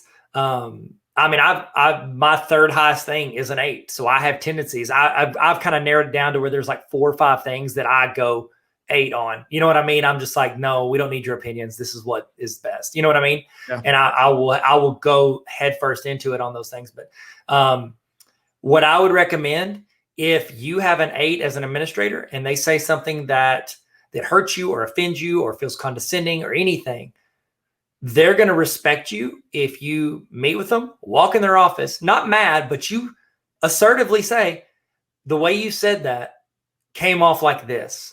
This is how it made me feel. I checked with a couple friends to make sure that wasn't confidential. They're not going to run their mouths because you don't want to feel like you ran everybody with them, but you want to be like, I'm not making this up. This is how I felt. You don't have to say you checked with anybody else. Be confident that this is how I felt. And I would appreciate it if you didn't do that. Again, you know your principal better than we do, but I know that traditionally I've seen 8s respect that when you lay out, this is why. I'm not acting off emotion. I'm telling you, this is the way you sounded. And I think anybody would interpret that. So I've got a lot, my wife's an 8. I got a lot of experience with 8s. So I got you, fam. Yeah. So sweet. So type 9. Some might say this is the greatest Enneagram. I would. Yeah. Correct? Yeah, I know you would. My guy. All right. So here's what it's like to be a 9. I'll do almost anything to avoid conflict. I am not a self-starter. Sometimes I get lost in doing trivial tasks while things that really need to get done get put off. I'm happy to go along with what others want to do. I tend to procrastinate. People seem to want me to be more decisive. When I get distracted and go off task, I give my attention to whatever is happening right in front of me. I often choose the path of least resistance. I find routines at work and home comforting, and I feel unsettled when something throws them off. Others see me as more peaceful than I really am. I have a hard time getting started, but once I do, I really get things done. I'm a what you see is what you get person. I don't think of myself as being very important. People think I'm a good listener, even though I find it hard to pay attention in a long conversation. I don't like to take work home with me. Sometimes I tune out and think about the past. I don't enjoy big social gatherings as much as a quiet evening at home with the ones I love. Being outdoors is very soothing for me. I am often quietly stubborn when people put demands on me. Last but not least, it would be selfish to spend a whole day doing whatever I want to do. So, yeah, 9s, Peacemaker. The issue with the Peacemakers is we're trying to avoid conflict at all costs. And I don't know where that came from. I think it has something to do with the fact that 9s were told as children, your opinion doesn't matter. So Nines as peacemakers are very difficult to essentially verbalize what they want. So in a more funny scenario, if you ask me where I want to go eat, I'm probably going to say, I don't know. Where do you want to eat? It's just going to be the way it works. I don't want to impose on people. Nines are looking for harmony around every corner. So unhealthy nines are not very in tune with their own wants, needs, emotions. And nines can be very, we procrastinate because we're dealing with the pain of getting a task done or dealing with an emotion. There is something funny about nines, and I don't know what it is, but it comes up in every conversation I have with nines. If we are bothered by something, if there's a task we don't want to start, we will avoid it by doing something completely not mind numbing, like organizing the garage. It doesn't need to be organized. It was organized last week and it is completely organized, and we're just going to move stuff around. It's incredible. And so you'll ask a nine, hey, did you get that thing done? No, but you know what? The garage is clean again. And so we can be very confusing people. But nines have this beautiful ability to see things from all perspectives. And so they are good arbitrators. In fact, I've read in different Enneagram literature that they see things from both sides. And I would only change that. They see things from all sides. If you tell me, so this is kind of what I said earlier about sixes. A counterphobic six might look at an administrator and say, like, you're just out for yourself, or you just want to do things the way you want to do it. I would walk in as a nine and say, no, they might have done this. They might have done that. They might have done that. And I want to tell you, that is frustrating for my wife, who would say, like, you know what? I can't believe that so-and-so did this. They're just blah, blah, blah, blah, blah. And I'm like, well, you haven't thought about it from me. And she's like, can you just listen to me without telling me that someone else had a different, point of view? But administrators as nines are going to be great at dealing with staff because they're going to help every staff individual. A healthy nine is going to be able to see what every staff member needs. And I think the same thing for educators. My goodness, there's not a one size fits all for nines because they're able to see what every student needs. You're going to have a tremendous gift that way. When it comes to conflict in the workplace, you're not much help if you're unhealthy. If you're unhealthy, you're avoiding it. You're walking away from stuff that's possibly conflict ridden. Tyler, give me some examples of what you've seen happen with nines with conflict in the workplace. I mean, they don't address it. So it's like the thing with nines, the thing I've seen with nines with teachers is like they'll be in one room with one teachers griping about something, and they'll go in the room with, the administrators or the other teachers on the other side of the fence, and everybody thinks they're on their side. You know what I mean? Like nobody thinks like, oh, like if two of them talk, they can be like, well, Sally's on our side. And then the other person's like, well, Sally's on with us. And Sally's like, don't make me choose. You know what I mean? Like they don't want to pick sides. No. So it's like they adapt to everybody because, like you said, they are so good at empathy. They understand the frustrations of both sides. So, and that's the thing, honestly, when I argument, disagreements, debates, nobody's 100% wrong. Right. It's a percentage. It's a scale. And it's like nines are just better at recognizing that it's a scale, not like where an eight might be black or white. Like this is right. This is wrong. You know what I mean?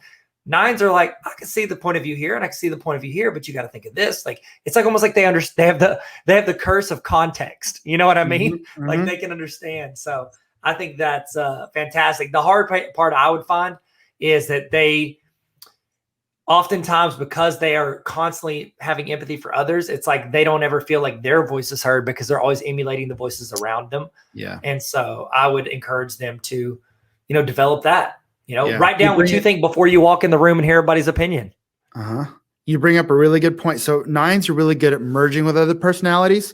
And because they don't like conflict, they might not like dealing with. So if they were to ever voice their opinion, which is something very difficult for a nine, so your presence is important. Nines grow up believing that they don't matter too much, which is sad because everyone has value, but nines heard the damaging message somewhere along the line as kids.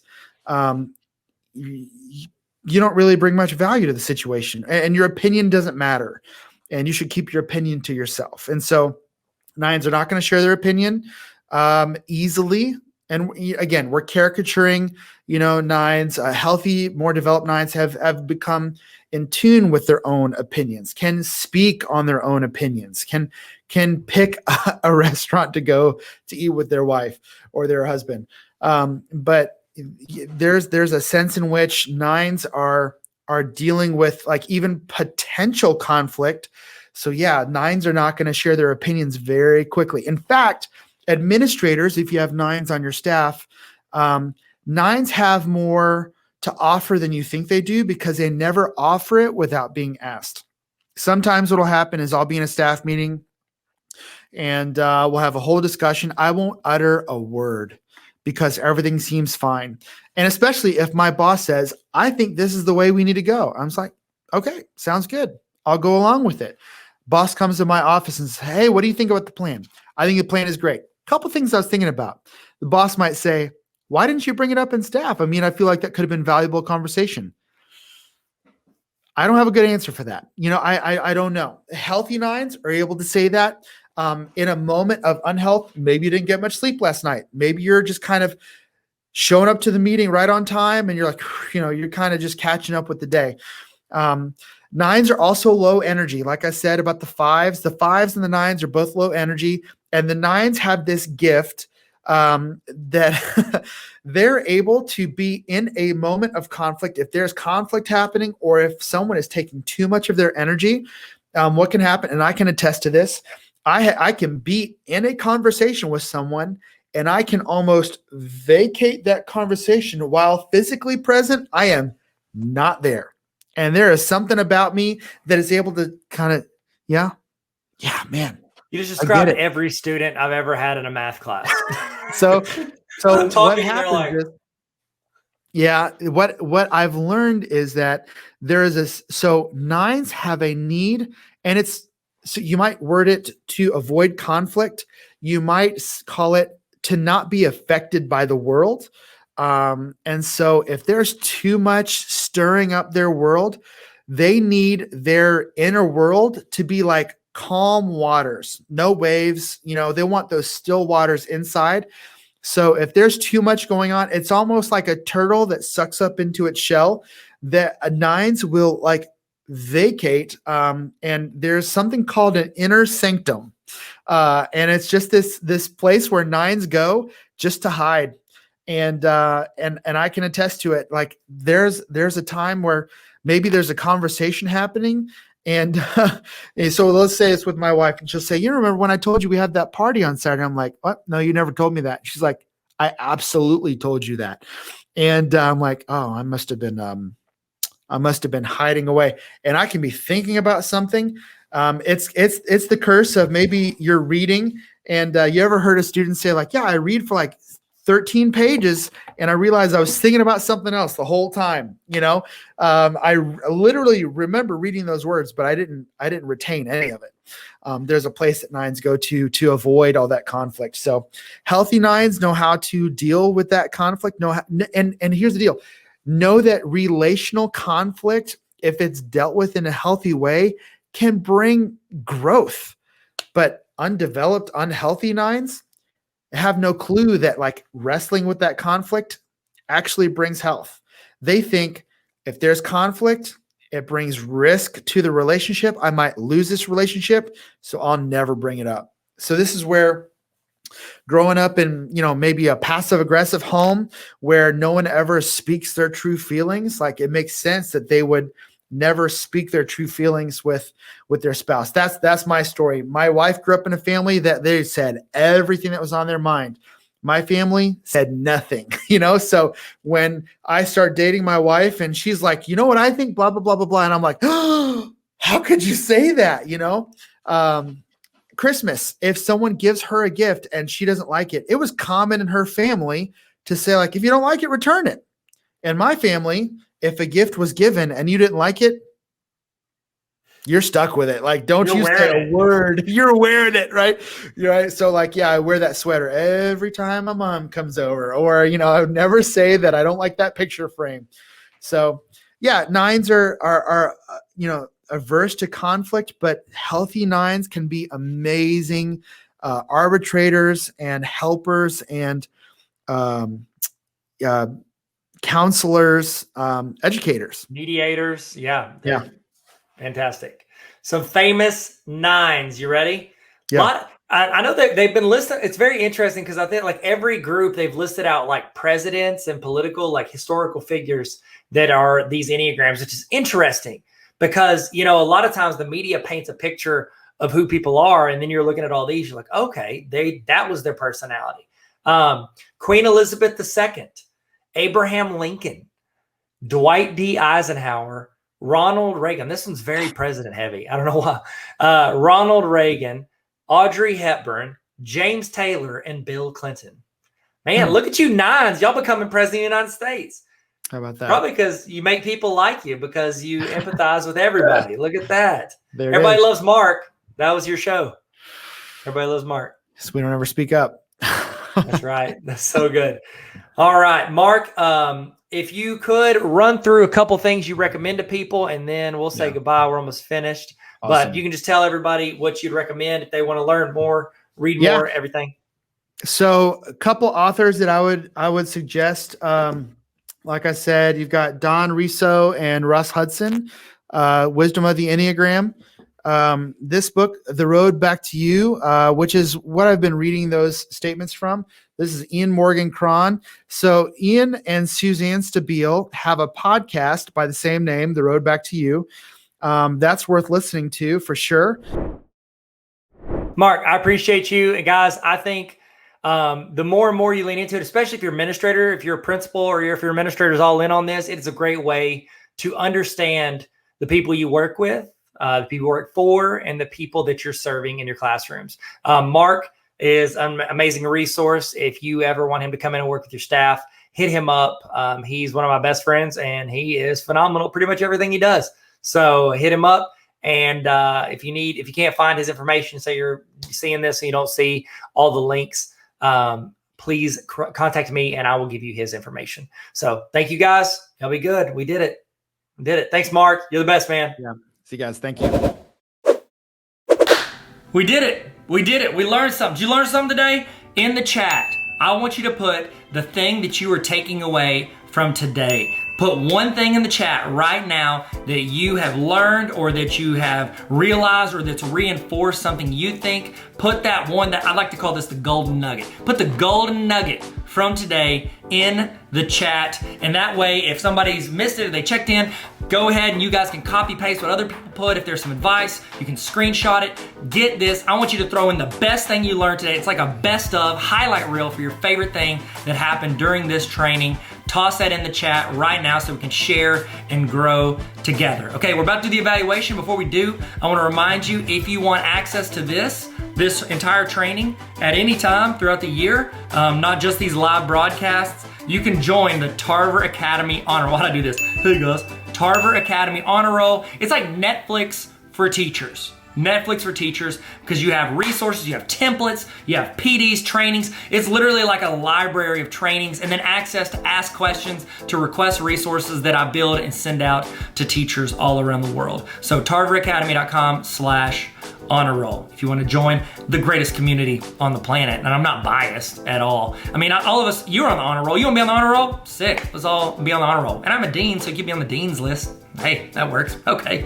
All right. Now it's time for your evaluation. I'd love to get your thoughts on what you thought for this, but also I'm going to send you a certificate saying that you sat through this training. You put in the time. You wanted to learn. You wanted to grow. You wanted to get better. This is going to be a certificate that I'm going to email to you.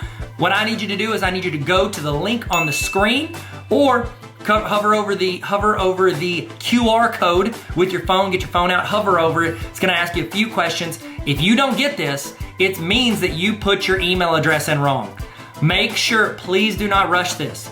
Type your email address in correctly. Please, I'm begging you, because if not, you're gonna email me, I never got my certificate. It's because your email address is wrong. Type in your email address correctly, fill it out, fill out your name, make sure you capitalize, make it look good, because it's gonna fill into the certificate from this. So I need you to put this in correctly, please. Okay, go there, we're gonna walk you through it. Go into this, click on the link, or you can't click on the link because it's on a video. Type in the link on your computer or type it in on your phone or whatever device you have. Scan the QR code, fill it out. I'm gonna send you a certificate with a timestamp on it saying what time you ended. You have proof from earlier if you sent in to the other link of what time you started. And then you also got your notes and all the stuff you've learned, your screenshots, all of that to show your administrator or whoever, your spouse, you show your friends, show people on the streets, all the learning that you did. You can frame that certificate. I think we're all getting framed. You get a frame, I'm getting framed. I'm gonna put it up on my shelf. I got too much stuff on my shelf already. So look at this, Lonzo Ball rookie card. If you got any, by the way, you got any basketball cards you wanna sell, hit me up. I've been slightly obsessed with basketball cards, and I apologize for bringing it up. Look at this, I've got, this is all Lonzo Ball. Lonzo Ball, I mean, he's the GOAT. Everybody says it. Who's in the chat? Who is your favorite basketball player of all time? I'd love to know.